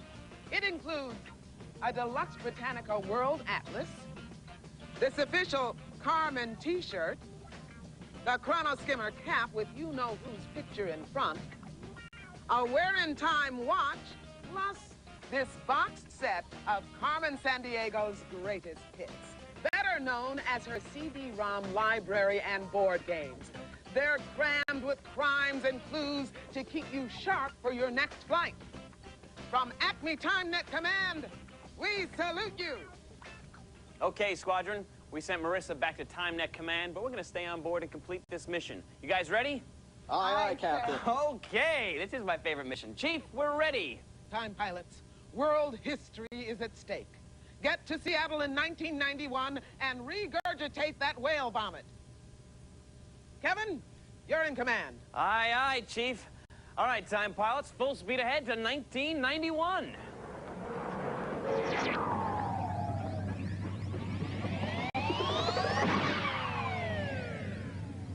Look, Servile's got the ambergris in a cybersphere. Activate the loot tractor beam. I must exeunt, only to joust again. Well, we've gotten back the ambergris and have it safely on board. So congratulations, guys. You've completed mission objective #1. Plus, you're now one step closer to winning that amazing multimedia computer system. But before we continue chasing Servile, we've got to return the loot to the year 800. So let's check in with the Chief to get our flight plan. Chief? Time pilots, you must navigate the Chrono Skimmer through 8 events from the history of smell, starting at the most recent event and finishing at the least recent event. The time pilot who does that goes on to chase Carmen and Servile along the trail of time. Here are the events on your flight plan. The toothbrush is invented in China. The novel Moby Dick is published. Dial, the world's first deodorant soap, is introduced. Ambergris is used in perfume. Nirvana releases the song Smells Like Teen Spirit. The perfume Chanel No. 5 is introduced. The first movie in Odorama is released. The American colonies export soap to England. That's your briefing, time pilots. Good luck on your journey. Okay, Leslie, you had the higher score. You have the choice of going first or second. Second. All right. In that case, Daniel, I want you to navigate this Chrono Skimmer back through time from the most recent event to the least recent event, starting by picking the most recent event on the board. You may begin. All right, Nirvana Smell Like a Teen Spirit. Correct. You've navigated us to 1991. Pick the next most recent event. Dial deodorant soap debuts. Okay, we're going to go to Leslie, picking the most recent event. Nirvana Smells Like Teen Spirit. Correct. 1991. Pick the next most recent event. Channel No. 5 introduced. Okay, we're going to go to Daniel again. Nirvana Smells Like Teen Spirit. Correct. 1991. First movie in Odorama? Yes, you've steered us to 1981. The audience for the movie Polyester was given scratch and sniff cards. Keep going. Dial deodorant soap debuts? Yes, you've gotten us to 1948. The soap contains a chemical discovered in World War II. Keep going. Chanel No. 5 introduced? Correct. You plotted, of course, to 1921. The fragrance became the most popular perfume in the world. Keep going. Moby Dick is published? Yes, you've gotten us to 1851. Keep going.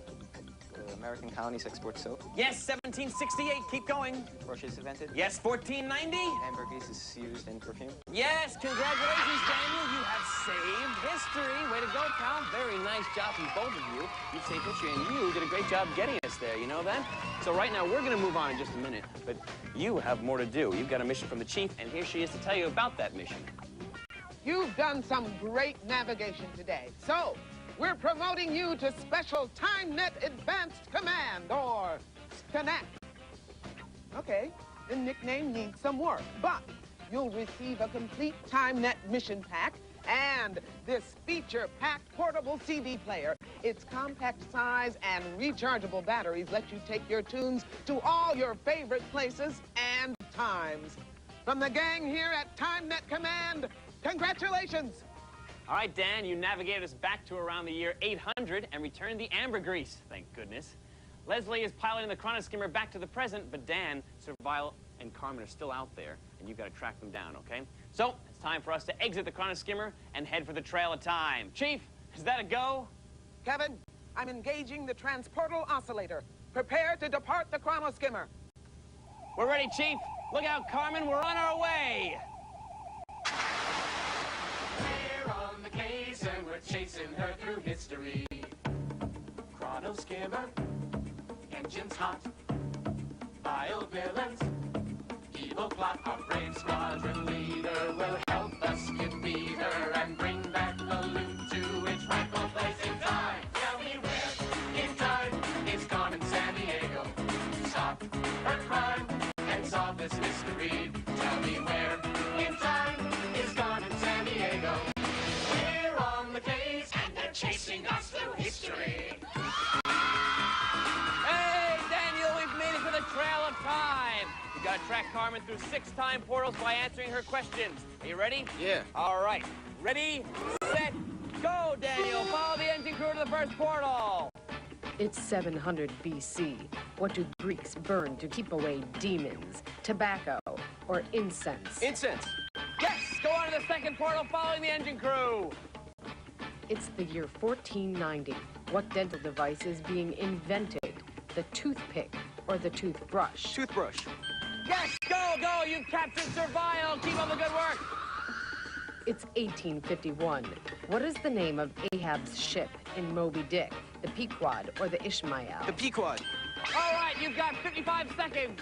It's 1908. What company is the first to sell toothpaste in a tube? Crest or Colgate? Colgate. All right, 2 more to go. 44 seconds.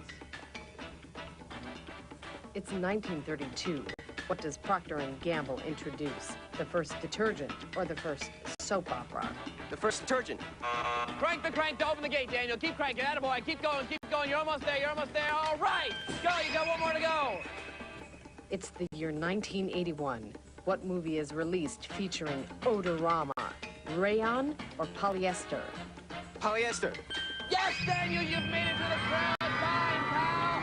Congratulations. And you've energized the capture crystal. Now take it, run and place it in the chronolock chamber. Go, go, to capture Carmen San Diego.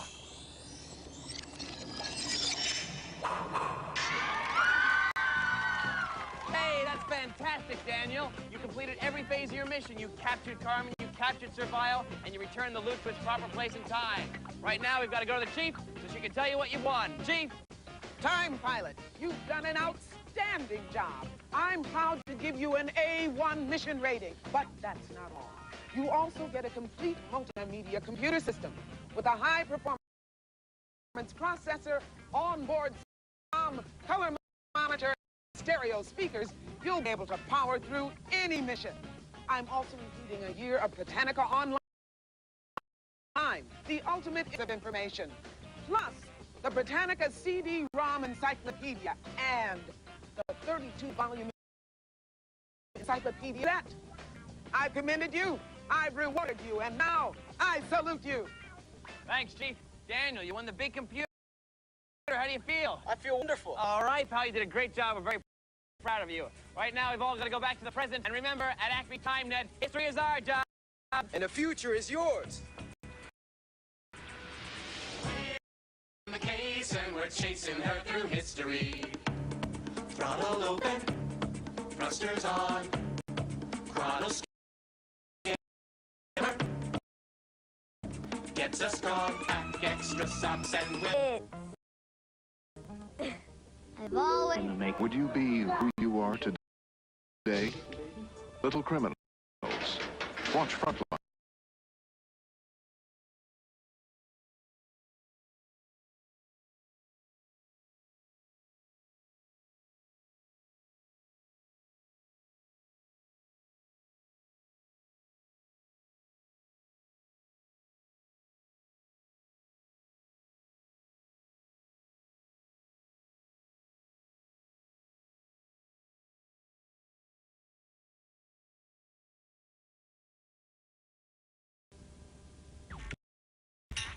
Today's mission is fueled by the Corporation for Public Broadcasting. Viewers like you, the National Endowment for Children's Educational Television, and Delta Airlines. Learning about geography is a great way for kids to learn about each other, no matter where they hang their hat. Delta Airlines, on top of the world.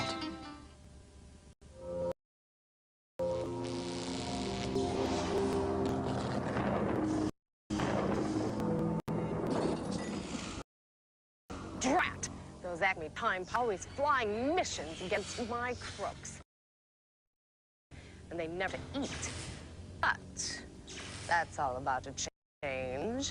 Soon no one will be able to grab a meal on the go. Thanks to me. Jacqueline Hyde, report.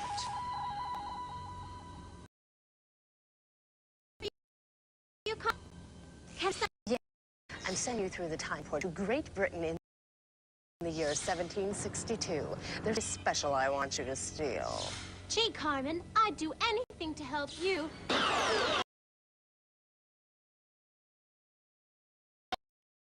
This info for the details. Now give you...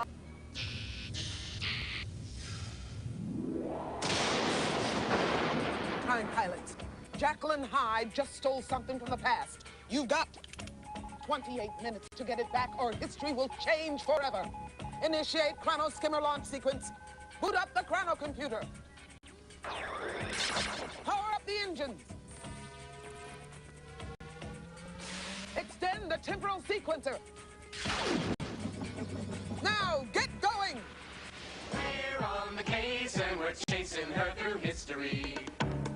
Chrono skimmer, engines hot, vile villains, evil plot. Our brave squadron leader will help us defeat her and bring back the loot to its rightful place in time. Tell me where in time is Carmen San Diego. Stop that crime and solve this mystery. Tell me where in time is Carmen San Diego. We're on the case and we're chasing her through history.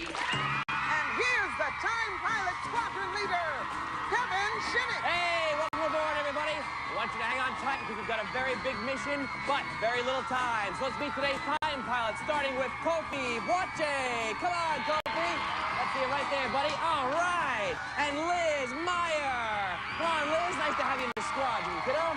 And Brian Budnick. Come on, Brian. Nice to see you, pal. All right, time pilot, just so you know, we depend on fact fuel to power the chrono skimmer, and you guys will be generating that fuel with your answers. Now, each of you is equipped with 100 power points. So, let's check in with the chrono skimmer engine crew, shall we? All right, they look ready and raring to go. So let's begin our pursuit of Jacqueline Hyde. Chief, what's our mission profile?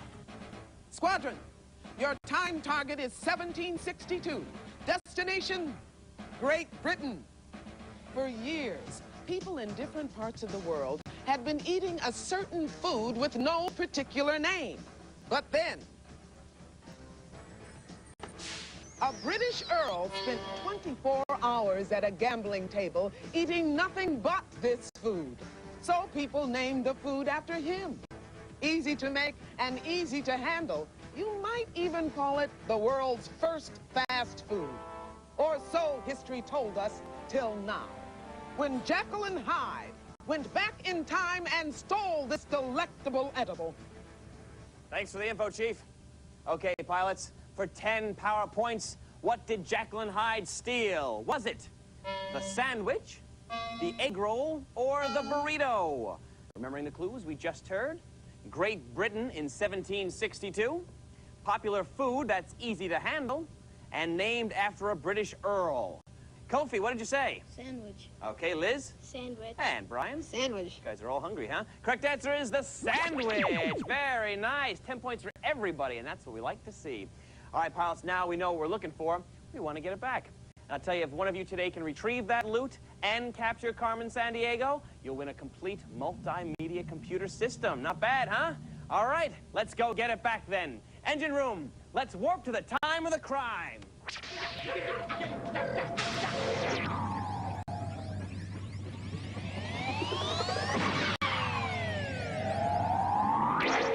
All right, pilots, we made it back in time for the year 1762.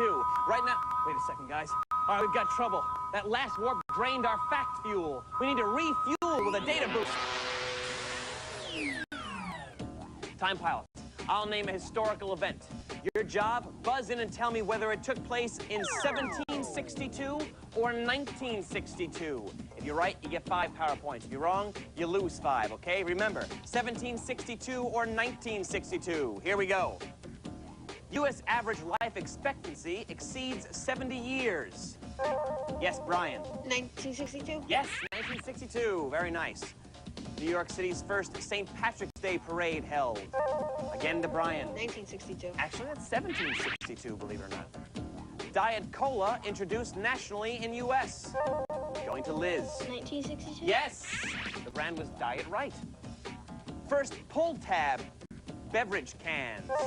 Going to Kofi. 1962? Yes, it is. Before that, you needed a can opener to get to your drink. Russia's population is about 19 million. Going to Brian. 1762? It is 1762. Very nice, guys. Did a great job. And just a reminder, all our fact fuel is verified by Encyclopedia Britannica. Now let's continue our mission here in 1762, shall we? Wait a sec. Hey, guys, we're unlocked. That's the clue finder. It's locked on to someone in the future. Let's bring them on board and see if they can help us, all right? My way, you lip-wagging, show-hosting, city slicker. There's a gold rush going on. My goodness. Wait. I've heard of panning for gold, but traying for gold? Hey. Ain't you got a lick of sense? What? This here tray ain't for gold. No. It's for the cafeteria. Wait a minute. You eat at a cafeteria? Darn tootin'. The cafeteria's a great new idea for us 49ers that came to California for gold. You can feed a whole mess of folk in no time, 'cause you serves yourself. Yeah, you just slop some of that on, dump some of this on, dump, slop, then you stuff it in your face, and you get back to a digging. Yeah, slopping and dumping, huh? Sounds like a delightful dining experience. Oh, don't you forget it. What? Anyway, I'd better be getting back now. 'Cause I don't want anybody to steal my grizzly old donkey. You ride an old donkey? Who said anything about riding? That's what I'm gonna have for dessert. You really are no-ear, tongue-tied, old skimming old thing. What are you, boy, making fun of my ear? All right, jeez, making fun of my ears like that. All right, guys. Tell me the place and the year where Jekyll and Hyde has taken the sandwich. Is it San Diego, 1749, San Francisco, 1849, or Los Angeles, 1903? Remembering the clues we just heard. California Gold Rush, miners known as 49ers, and the first cafeteria. All right, Kofi, what'd you say, pal? San Francisco, 1849. All right, Liz? San Francisco, 1849. And Brian? San Francisco, 1849. You guys are just the smartest. Correct answer is San Francisco, 1849. Very nice, guys. Pilots, you might think of fast food as a modern invention, but hungry miners enjoyed cafeteria convenience almost 150 years ago. Who knows what they'll be eating if we don't save history today? Engine room, let's warp to 1849.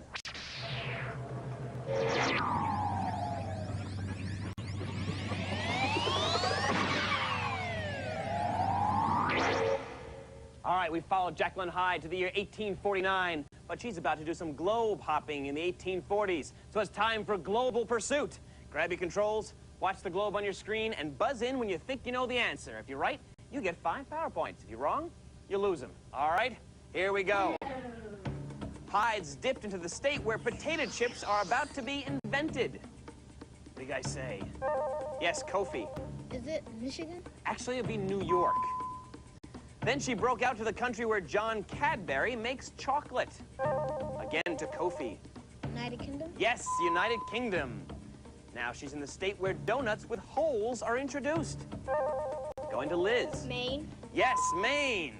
Show's making me hungry, guys. She delivered herself to the city where America's first Chinese restaurant opens. Going again to Liz. San Francisco? Yes, San Francisco. She's getting saucy in the country where the Buitoni pasta factory makes thousands of pounds of pasta per day. Going to Kofi. Italy. Yes, it is Italy. Very nice, guys. Let's see how well. Kofi has 130 power points. Liz leading the way with 135. And Brian has 125. That's the good news, guys. The bad news that I just found out is Jacqueline Hyde just skipped out of Italy right before we got there. So next time, we're gonna... Wait a second, guys. That's the engine room alert. Let's check in with the crew. Kevin, readings indicate we've got a message coming in from Millennia, the oldest woman on Earth. Great. Put her up on the view screen. Now. Hey, Millie, what you up to? Look at that. Yeah, I used to work in a drive-in restaurant. That's where they'd stay in their cars to eat. Now, why you want to do that, don't ask me. But we waitresses would hop to car, taking orders and bringing food, so they called us car hops. See, car production soared after World War II, and Americans got caught up in auto, so drive-in restaurants were booming. I remember how Eisenhower would blaze in, wolf down some burgers in a shake, then bolt back to the White House. I'd tell him, Ike, you're going to be burping burger blast all through your cabinet meeting. But did he listen? No. Sometimes his VP, Nixon, would ride. Oh, he was a glum little guy. Always ordered the same thing, white toast with the crusts cut off. Now, how can you trust a guy who orders white toast with the crusts cut off? You know, she knows a lot of things about a lot of people. All right, pilots, tell me the decade where Jacqueline Hyde is now hiding. Is it 1930s, 1950s, or 1970s? Remembering the clues we just heard. During the Eisenhower presidency, after World War II, and drive-ins popular. Okay, Kofi, what say, pal? 1950s. All right, Liz? 1930. And Brian? 1950s. All right, correct answer is 1950s. 10 points for Kofi and Brian. You know, Squadron, fast food just got even faster in the 1950s. Drive-in restaurants became popular. But those car hops could end up hopping through vacant lots if we don't save the sandwich soon. So let's warp to the 1950s.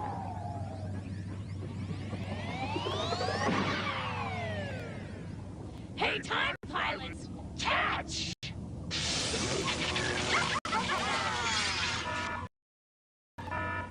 Pilots, into the 1950s. But Jacqueline Hyde just zapped our fact fuel. It's time for another data boost. All right, time pilots, I'll give you a name. Your job, buzz in and tell me drive it if it's something you drive, or eat it if it's something you'd eat. If you're right, you get 5 power points. If you're wrong, you lose 5. Okay, remember, drive it or eat it. Here we go. Skoda. Going to Kofi. Eat it. Actually, you drive it. It's a car manufactured in the Czech Republic. You go. Again to Kofi. Drive it? Good call, Kofi. Yes, drive it is the correct answer. It's a car imported from Yugoslavia that was sold in the U.S. from 1985 to 1992. Stanley Steamer. Going again to Kofi. You eat it. No, you drive it. A line of steam-driven cars built from the turn of the century into the 1920s. How about Schnitzel? Going to Brian. You eat it. Yes, you do. It's a veal dish. Finally, Squab. Again to Kofi. You eat it. Yes, you do eat it. It's a young bird. All right, guys, very nice. Let's see how well we did. Kofi has 140 power points. Liz has 135, and Brian has 140 power points. Very nice, because you've replenished our fact fuel. And that means we're ready for time travel from the 1950s, guys. Right now, the question is, where has Jekyll and Hyde taken the... Wait a second, guys, you hear that? Someone's breaking into our frequency. Watch the view screen. It's 1992, and I'm in the capital of the world's most populous nation for the opening of the world's largest McDonald's. So many people are lined up to cram into McDonald's, they'll never fit them all. But they do have 700 seats, so I'm sure everyone will find a place. Many of these people have never seen or tasted a hamburger before. Yeah, they're even eating burgers for breakfast. It's nauseating. I'm getting awfully hungry myself. I think I'll get in line and order a Happy Meal. I'd second that. Better make it a disturbed meal. Wow, guys. I bet she argues with herself a lot. What do you say? All right, pilots, tell me the place where Jekyll and Hyde is hiding. Is it Beijing, China, Bombay, India, or Havana, Cuba? Remembering the clues we just heard. The year, 1992. Opening of the world's largest McDonald's. And capital of the world's most populous nation. Everybody in? Great. Kofi, what did you say? Beijing, China. All right, Liz? Beijing, China. And Brian? Beijing, China. You guys are the best. Correct answer is Beijing, China. Very nice, pilots. And you know, fast food has come a long way since the days of the Earl of Sandwich. Now, mega corporations do billions in business selling fast food around the world. But the fate of burgers, fries, and chicken, and, well, who knows what else, is up to you. All right, Squadron, we've got to make one final leap forward in time, and that means an ultimate data boost. Pilots, in an ultimate data boost, each correct answer is worth 10 power points. If you're wrong, you lose 10. Now, I'll give you a name. Your job, buzz in and tell me whether it's a presidential nickname or the name of a snack food. All right, presidential nickname or name of a snack food. Here goes. Old Hickory. Going to Liz. Presidential nickname? That it is. That was Andrew Jackson, who took office in 1829. Goober. Going to Kofi. Snack food. Yes, a goober is a peanut. There you go. Vienna Fingers. Again to Kofi. A snack food. Yes, they are. It's a type of cookie. Dark Horse. Going to Brian. Presidential nickname? Yes, the nickname of Franklin Pierce, who wasn't nominated as a presidential candidate until the 48th ballot. Chubby Hubby. Going to Liz. A presidential nickname? Actually, it's a snack food, believe it or not. It's a flavor of Ben & Jerry's ice cream.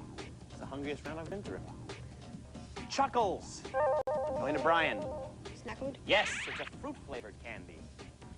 LBJ. Going to Kofi. Presidential nickname? Yes, that was Lyndon Johnson, who took office in 1963. Uncle Jumbo. Going to Liz. A presidential nickname? Yes, it is. That was Grover Cleveland, who took office in 1885. Finally, Mr. Salty. Going to Kofi. Snack food. Yes, it is. Mr. Salty is a brand of pretzel. Very nice, guys. Let's see how well we did, okay? Kofi has 190 power points. Liz has 155, and Brian has 170, which means that Kofi and Brian are moving on to the next phase of this mission. But Liz, you did a great job. Now you can go and get something to eat, because I know you're hungry after all this. And right now, the Chief has a few words to say to express our appreciation. Jacqueline Hyde may have a split personality, but there's just one way to describe your work today. Superb. That deserves a special commendation, like this Acme TimeNet mission pack. It includes a deluxe Britannica World Atlas, the official Carmen t-shirt, the Chrono Skimmer cap with you-know-whose picture in front, a wear-in-time watch, and to keep you ready for future missions, the Carmen Sandiego CD-ROM library and board games. They're the best way I know to sharpen a time pilot's navigating skills. We here at Acme TimeNet salute you. All right, Squadron. We've sent Liz back to TimeNet Command while we stay on board here and complete this mission. You guys ready? Yes, sir. All right, Chief, we're ready. Time pilots, the history of fast food is at stake. Get to Beijing in 1992 and wrap up the sandwich. Kevin, you're in command. You got it, Chief. All right, time pilots, full speed ahead to 1992.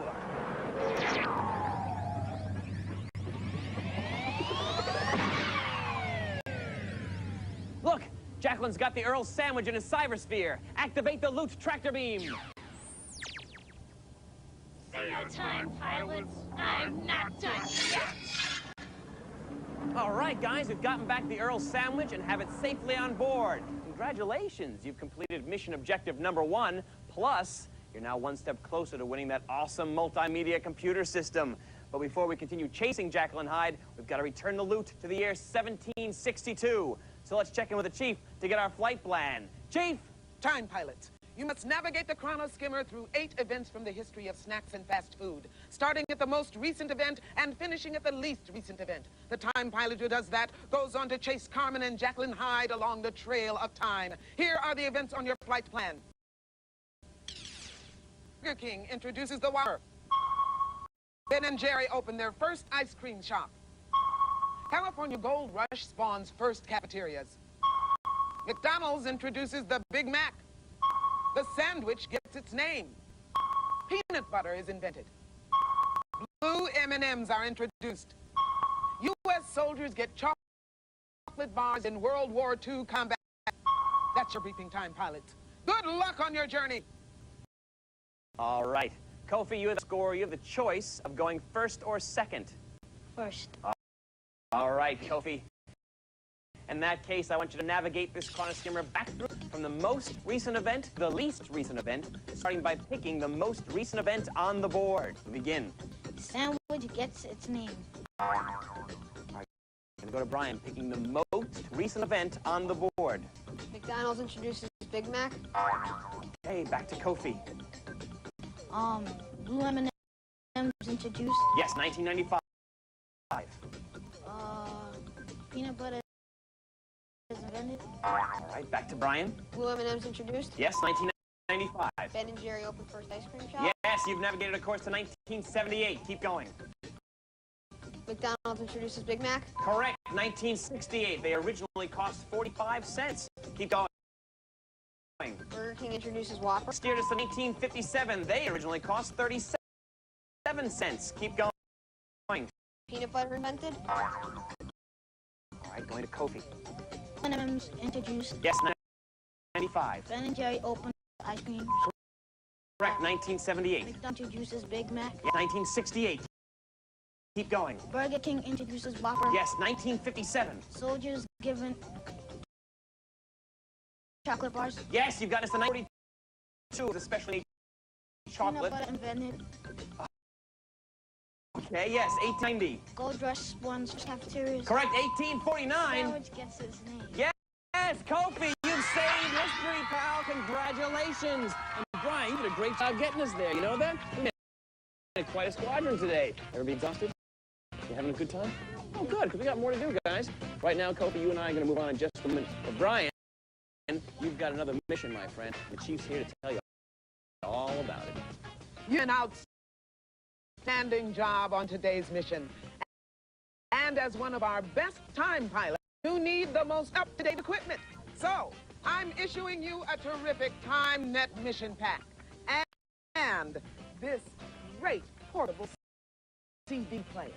featuring a four-way power supply, a polycarbonate body, a mashed one-bit DA conversion system, and kick-in sound.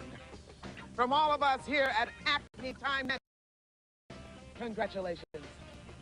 All right, Kofi, you navigate us back to 1762 and return the Earl's Sandwich by piloting the Chronoskimmer back to the present. But Kofi, Jacqueline Hyde and Carmen, they're still out there. We've got more to do, my friend, okay? So it's time for us to exit the Chronoskimmer. He's in shock, he's so happy, and head for the Trail of Time. Chief, is that a go? I'm inputting the transportal departure codes, Kevin. Prepare to exit the Chronoskimmer. Chief, look out, Carmen, we're on our way. We're on the case and we're chasing her through history. Chronoskimmer, engines hot, vile villains, evil plot. Our brave squadron leader will help us get beater and bring back the loot to its rightful place in time. Tell me where in time is Carmen Sandiego? Stop her crime and solve this mystery. Tell me where in time is Carmen Sandiego? We're on the case and they're chasing us through history. All right, Kofi, we've made it to the Trail of Time. You gotta track Carmen through 6 time portals by answering her questions. Are you ready? Yes. All right, ready, set, go, Kofi, go. Follow the engine crew to the first portal. Go, pal. It's 1778. What explorer names the Sandwich Islands for the Earl of Sandwich? James Cook or Henry Hudson? James Cook. All right, move on to the second portal following the engine crew. Go, Kofi. It's the year 1912. Who starts making mayonnaise? Richard Hellman or James L. Kraft? Richard Hellman. All right, and yes, you've captured Jacqueline Hyde. Congratulations, Kofi. Keep up the good work. It's the 1930s. What comic strip character eats giant sandwiches? Dagwood or Blimpie? Would-be. All right, pull the rope to open the gate. Pull the rope. Keep going, pal. Keep going. That gate's gonna open any moment. Keep pulling. Pull hard. Almost there. All right. You've got 37 seconds left. It's the 1950s. What are waitresses at drive-ins being called? Pink ladies or car hops? Pink lady. All right, crank the crank to open the gate. Go, Kofi, go. Keep cranking, pal. Go. You're almost there, buddy. Almost there. All right, go. You've got 16 seconds left. Go, Kofi. It's 1968. What new burger is being introduced? The Whopper or the Big Mac? The Big Mac. All right, go. One more to go, pal.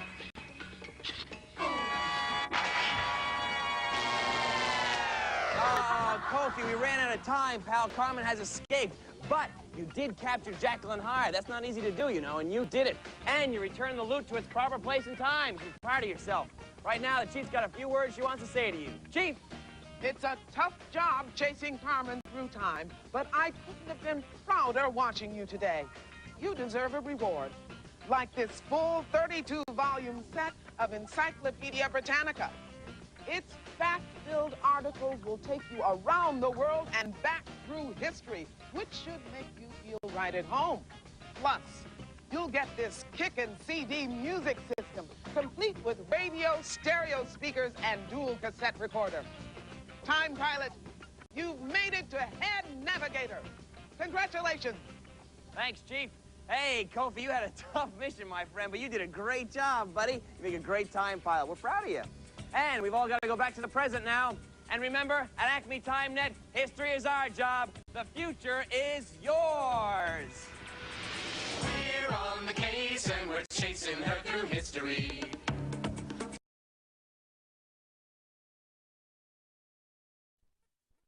New York, and by PNC Foods, headquartered in Syracuse for over 50 years, operating 70 supermarkets in New York and Pennsylvania.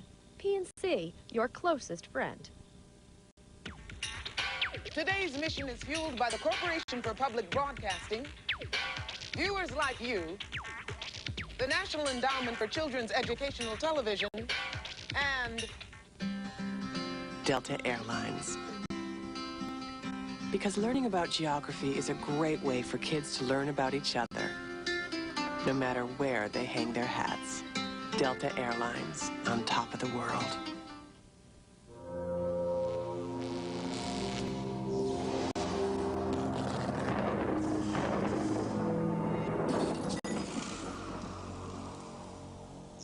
Darn, people are so concerned about their freedom. Why won't they let me run their lives? That gives me an idea. Soon the history of freedom movements will be changed forever. I think this theft calls for Mediva. Otter's ears and rooster spleen. I feel like doing something mean. I'm sending you through the time port to Philadelphia in the year 1776. There's something very special I want you to steal. Oh, boss, that's what you pay me for. History's ours. I'll say no more. Right. This info beam will give you all the details. Now, get going.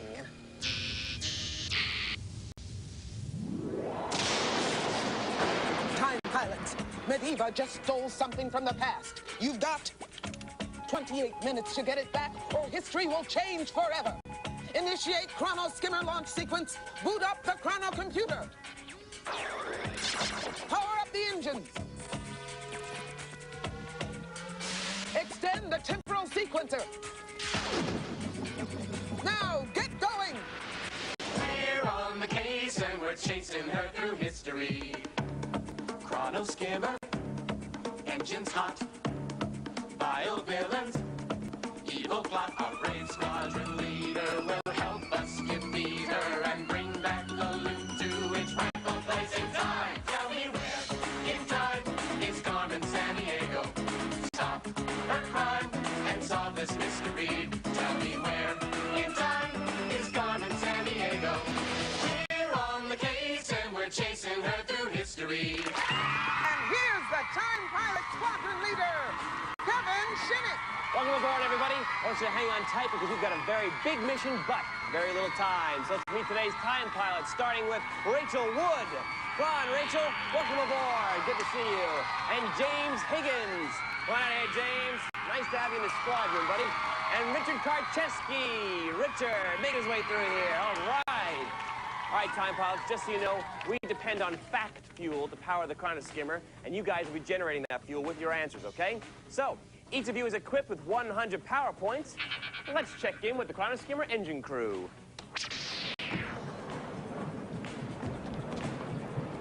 All right. Feel a little like Danny Theriot. But now that they're ready and raring to go, let's begin our pursuit of Mediva. Chief, what's our mission profile? Squadron, your time target is 1776. Destination, Philadelphia, Pennsylvania. At that time, the 13 North American colonies were deciding to break away from English rule. To justify this bold move,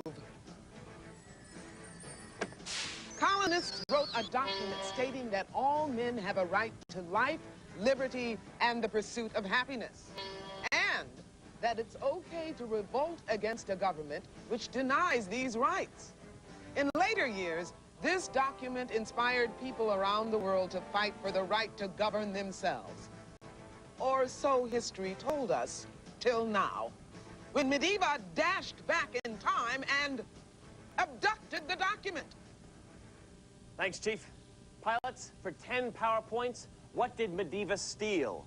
Was it the Emancipation Proclamation, the Declaration of Independence, or the Bill of Rights? Remembering the clues we just heard, Philadelphia in 1776, written by colonists to justify break from England, and inspired future struggles for freedom around the world. All right, guys, lock on to an answer as soon as you can there. We got to get this off to a good start. All right, Rachel, what did you say? I said the Declaration of Independence. Okay, James? I said the Declaration of Independence. And Richard? I also said the Declaration of Independence. Well, the correct answer is the Declaration of Independence. Way to go, guys. Off to a good start. And now we know what Mediva stole. We'd like to get it back. And I'll tell you, if one of you today can retrieve the stolen loot and capture Carmen Sandiego, you'll win a complete multimedia computer system, all right? So let's go get it back. Engine room, let's warp to the time of the crime.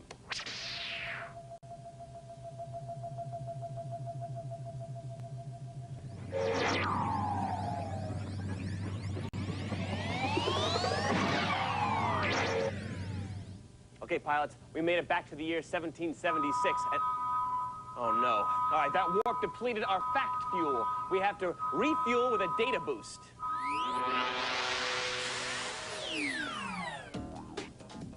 All right, time pilots, I'll give you a name. Your job, buzz in and tell me yes if that person signed the Declaration of Independence, or no if he didn't. If you're right, you get 5 power points, but if you're wrong, you lose 5 power points, okay? Remember, yes, they signed, or no, they didn't.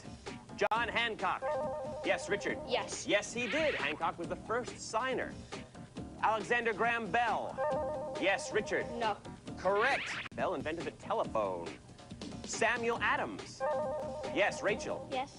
Yes, he did. Adams also helped plan the Boston Tea Party. Imagine planning that party. Thomas Jefferson. Yes, Richard. Yes. Yes, he did. Jefferson wrote the Declaration and went on to become our 3rd president. Francis Scott Key. Yes, Richard. No. No, he did not. Key was the author of the Star-Spangled Banner. All right. Good job, time pilots. You replenished our facts fuel. Let's see how well we did. Rachel has 115 power points. James has 110, and Richard has 130. All right, very good. And just a reminder, all our fact fuel is verified by Encyclopedia Britannica. Now let's continue on our mission and get back the Declaration of Independence. It's a very important job. Wait a second. Hey, the clue finder's locked onto someone in the future. Let's bring them on board and see if they can help us. People, listen, please. Yes. Now is the time for the downtrodden to rise up, for the hungry to cry out, for the oppressed to take action. Yes, these are the times that try men's souls. Wow, wait. You're Thomas Paine. How you doing? Yes, I am. Don't just stand around making small talk. Rise up against the rich. Take action for the poor. Yes. Take action for the poor and topple the king. Oh, okay. All right. That's the King of England, right? No. Wake up and smell the croissants, my friend. I'm talking about the King of France. Wait a minute, but I thought your writings, like the pamphlet, Common Sense, I thought that helped inspire the American Revolution. Yes, indeed. But now my love for the common man has inspired me, moved me to take up the cause of the French peasants. Theirs is a valiant struggle against an unjust monarchy. Wow. I mean, hearing you talk like that, I want to take up their cause myself. Yes, well, and so inspired by the American Revolution, in the same century and in the same spirit, those courageous French revolutionaries shall seize the tower at Bastille and begin a conflict that must not end until all the poor are sheltered and have food. All right, let's do it. Now, can you tell us what year that takes place? Because we're trying to look for Medieval, and that would kind of help us, you know. You believe this? Yes, you might try working a little yourself. What? All these people, they want hands out. Handouts. Ask the old man. Yes, sir. Yes, he'll tell me. What year? Gosh. What year is it? Jeez. What a pain, huh? What a pain, get it? Okay, time pilots. I guess these are time to try pilots' souls. So, pilots, where in time is Medieval? 1765, 1789, or 1812? All right, guys, lock onto an answer as soon as you can there so we can go. All right, Rachel, what did you say? I said 1789. All right, James? I also said 1789. And Richard? I also said 1789. What a group. Correct answer, 1789. Way to go, guys. All right, pilots, the spirit of American Revolution inspired people in other nations to fight for their freedom, too. So the stakes are high, and there's not much time to save the Declaration of Independence. Engine room, let's warp to 1789.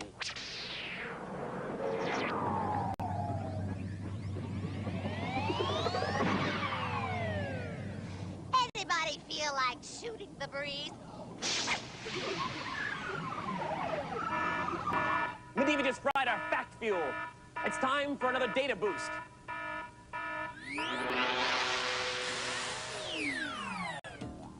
All right, time pilots, when I name a historical event, buzz in and tell me whether it took place in the 1790s or the 1990s. If you're right, you get 5 power points. If you're wrong, you lose 5, okay? Remember, 1790s or 1990s.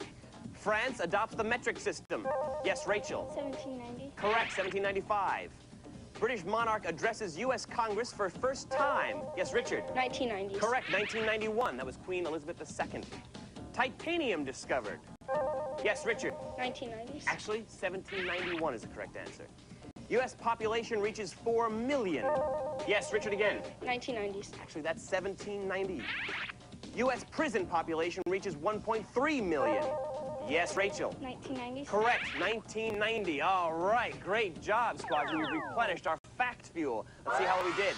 Rachel has 135 PowerPoints, James 120, and Richard 135. All right, guys, very good. Now we're ready for time travel, okay? So, hey, the trans-time signal monitor is picking up a clue from, hey, it's the unknown explorer. Watch the view screen. How's it going, big guy? I'm giving up exploration, so I guess I won't be needing this anymore. I'm in a time when Italy is a collection of states ruled by Austria, and I shall fight for Italian independence and unification. I hate to break this to you, but Giuseppe Garibaldi has been doing exactly that for years. His followers are called red shirts. Oh, yes. I see that he's leading an army of 1, 2, 3, 4, 47 against enemy forces of 1, 2, 3, 4, 86,000. Oh, Garibaldi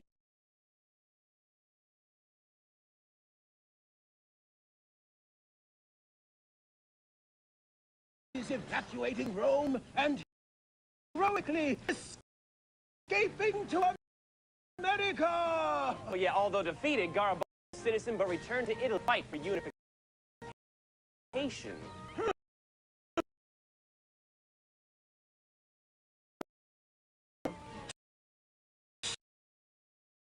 Seems like a lot of fuss and inconvenience in his life. It's not for me. I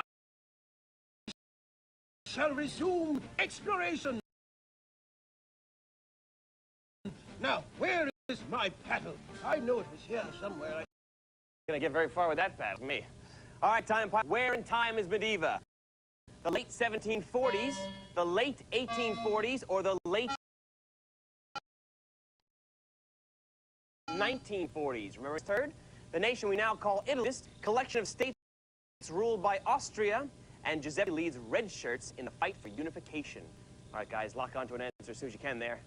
All right, Rachel, what did you say? I said the late 1840s. Okay, James? I also said the late 1840s. And Richard? I also said the late 1840s. Wow, the correct answer is the late 1840s. You guys are great. Remember, pilots, the struggle for independence has now reached Italy. Not get there at all if you don't save history soon. So, let's warp to the late 1840s.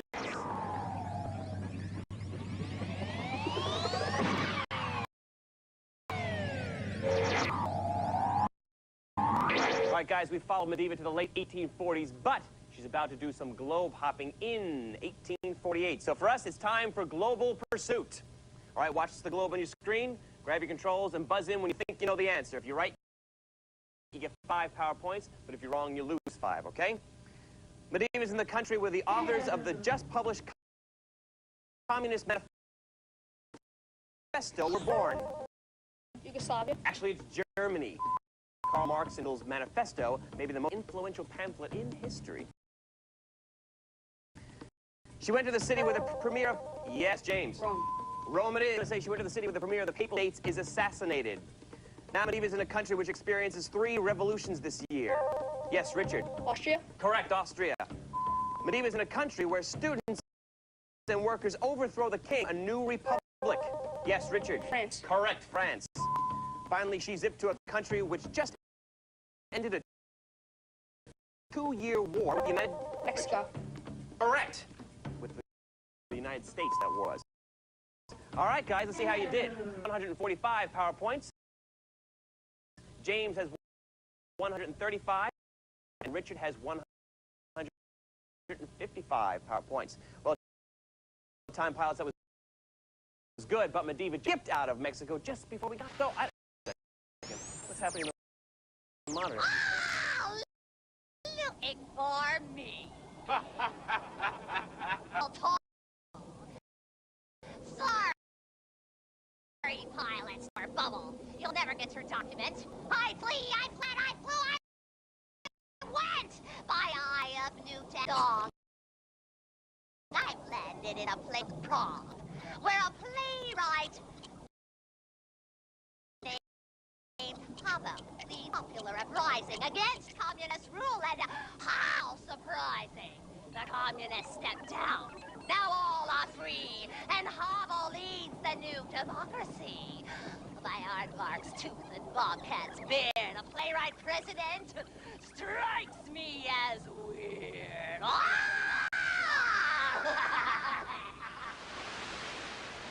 Gosh, when all she really wanted to do was write greeting cards for a living, right? Well, that teaches you not to go over to the dark side, right, guys? All right, Squadron, where in time will we find Mediva? Poland in 1984, Czechoslovakia in 1989, or East Germany in 1990? Remembering the clues we just heard, a place called Prague broke away from communist rule, and a new democracy led by playwright Václav Havel. All right, guys, lock onto an answer, or I'm going to have to say that name again. All right, good. Rachel, what'd you say? I said Czechoslovakia in 1989. All right, James? I said Czechoslovakia in 1989. Richard? I said East Germany in 1990. All right, correct answer is Czechoslovakia in 1989. So 10 points for Rachel and James. Rachel's pretty happy about that, huh? All right, good. Pilots, the lack of violence in Czechoslovakia's uprising earned it the nickname the Velvet Revolution. But that revolt may be reversed if we don't save history soon, all right? All right, pilots, we've got to make one final leap forward in time, and that means an ultimate data boost. All right, guys, in an ultimate data boost, each correct answer gets you 10 power points, but if you're wrong, you lose 10 power points, all right? Let's see how we're doing. Rachel has 155 power points, James 145, and Richard 155 power points. All right, so remember, this is a good opportunity to catch up on those scores, all right? See who goes on to finish this out and move on to the next phase of our mission. All right, I'll name a country. Your job, buzz in and tell me if that country had a communist government in 1989 or not. All right, like I said, each correct answer gets you 10 power points, but if you're wrong, you lose. Communist or not? Yes or no? The United States of America? Yes, Rachel? No. Correct. Vietnam? Yes, Richard? No. Actually, yes. North and South Vietnam were united under one communist government in 1976. Cuba? Yes, Rachel? No. Actually, yes. Fidel Castro has been Cuban head of state since 1959. All right, the United Kingdom? Yes, James? No. Correct, no. China? Rachel? No. Actually, it's yes. It came under communist control in 1949 to become the People's Republic of China. All right, France? Yes, Richard? No. Correct. The Soviet Union? James? Yes. Yes, the Communist Party dominated the government from 1917 to 1991. Canada? Yes, Rachel? No. Correct. Finally, North Korea? Yes, Richard? Yes. Yes, it was. The Democratic People's Republic of Korea was founded in 1948. Whew, big sigh of relief from there, huh? All right, guys, let's see how well we did. Rachel has 155 power points, James has 165, and Richard has 165, which means James and Richard, you moving on to the next phase of the mission. But Rachel, you did a wonderful job. I'm very proud of you, all right? You did a great job. And now, Chief wants to say a few words to express our appreciation. Catching Mediva would be poetic justice, and I'm proud you never gave up the chase. As a reward for your accomplishments, I've requisitioned an Acme TimeNet mission pack just for you. It includes a deluxe Britannica World Atlas, this official Carmen t-shirt, the Chrono Skimmer cap with you-know-whose picture in front, a wear-in-time watch, and finally, an Acme TimeNet home gym, better known as the Carmen Sandiego CD-ROM library and board games. They're packed with clues and cases to keep a time pilot in tip-top shape. Congratulations. All right, Squadron, we've sent Rachel back to TimeNet Command, and we're going to stay on board and complete this mission. That's if you guys are ready. You guys ready? Yep. All right, we're ready, Chief. Time pilots, the history of freedom movements is at stake. Get to Czechoslovakia in 1989 and declare the Declaration independent. Kevin, you're in command. Aye, aye, Chief. Time pilots, full speed ahead to 1989.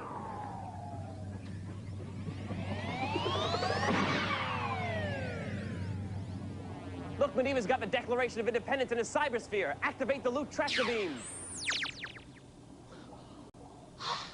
You haven't heard the last of me, Time Pilot.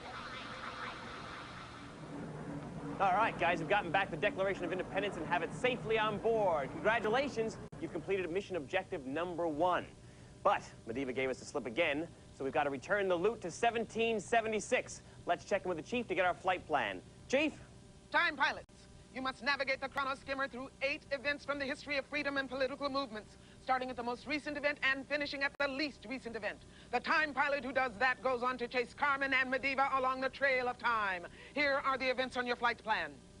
Garibaldi fights for Italian unification. Fidel Castro takes power in Cuba. The fall of the Berlin Wall. The Beatles record the song Revolution. The Declaration of Independence. Revolution overthrows Russian monarchy. France's Queen Marie Antoinette is beheaded. Roosevelt's New Deal legislation begins.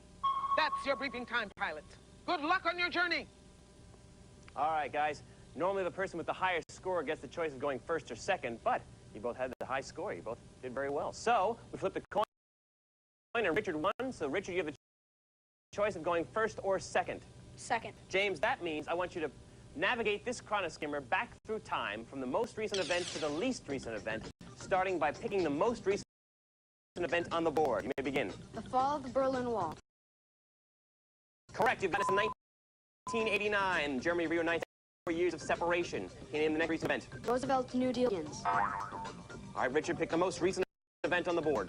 Fall of the Berlin Wall. Correct. 1989. What came next? Castro takes power in Cuba. All right, James, you pick the most recent event on the board. Fall of the Berlin Wall. Correct. 1989. What comes next? Revolution. 1968. Castro takes power in Cuba. Yes, 1959. Can you name the next most recent event? Roosevelt's New Deal begins.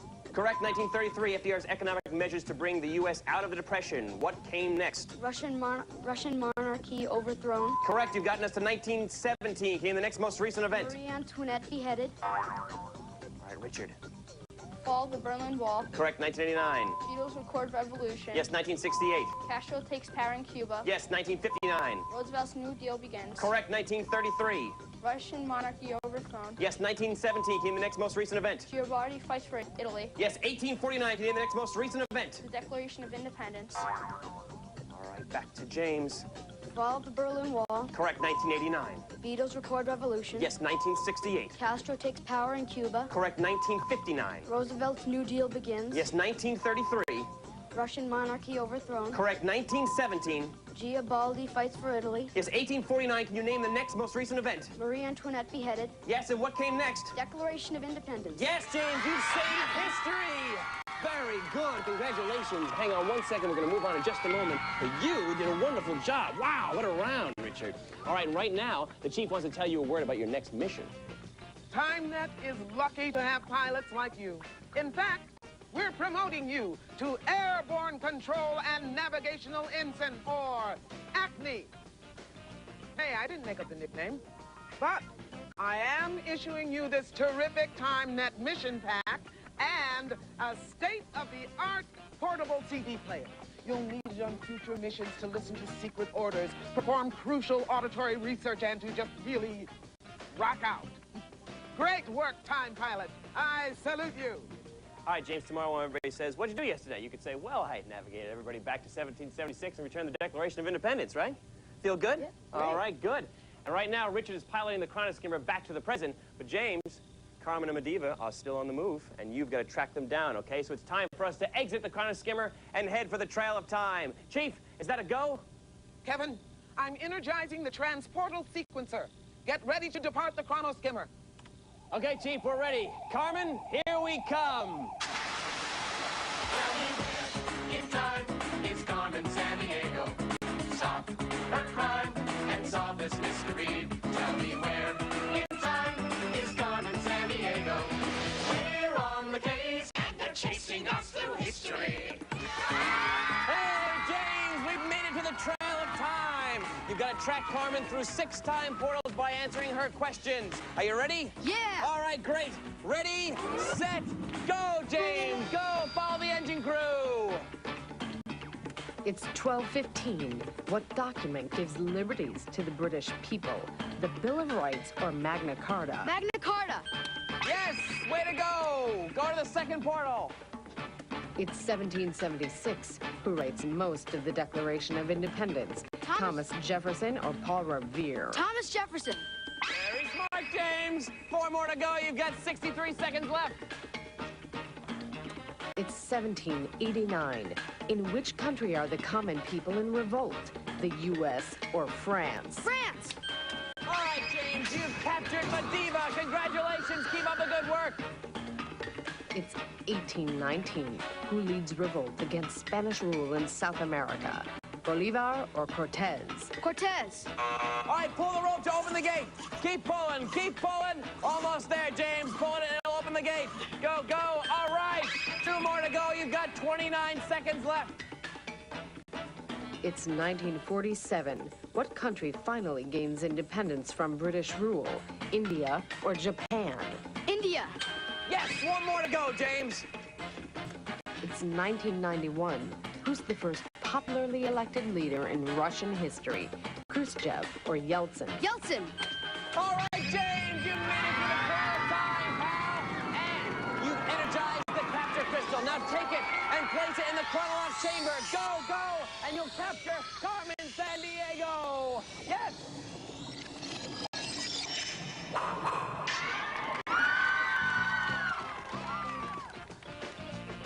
All right, James, congratulations, pal. You've completed every phase of the mission. You've captured Carmen, you've captured Medina, and you returned the loot to its proper place in history. Right now, the Chief wants to tell you what you won. Chief?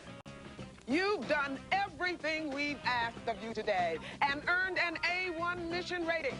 So, we're giving you a complete multimedia computer system featuring a 28.8 BPS fax modem, 850 meg EID hard drive, and lots of other great initials and numbers. You'll also get a year of Britannica Online, the ultimate interactive info source, plus the Britannica CD-ROM Encyclopedia, and the 32-volume encyclopedia set. Why, soon you'll be the most knowledgeable person in history. Time Pilot, I salute you. Thanks, Chief. James, how do you feel, pal? Great. All right, you should feel great. You got the big computer. You're pretty smart. You got half of those questions, you know, without even hearing the questions or the options. But right now, we've got to go back to the present. Because remember, at Acme TimeNet, history is our job. The future is yours. We're on the case and we're chasing her through history.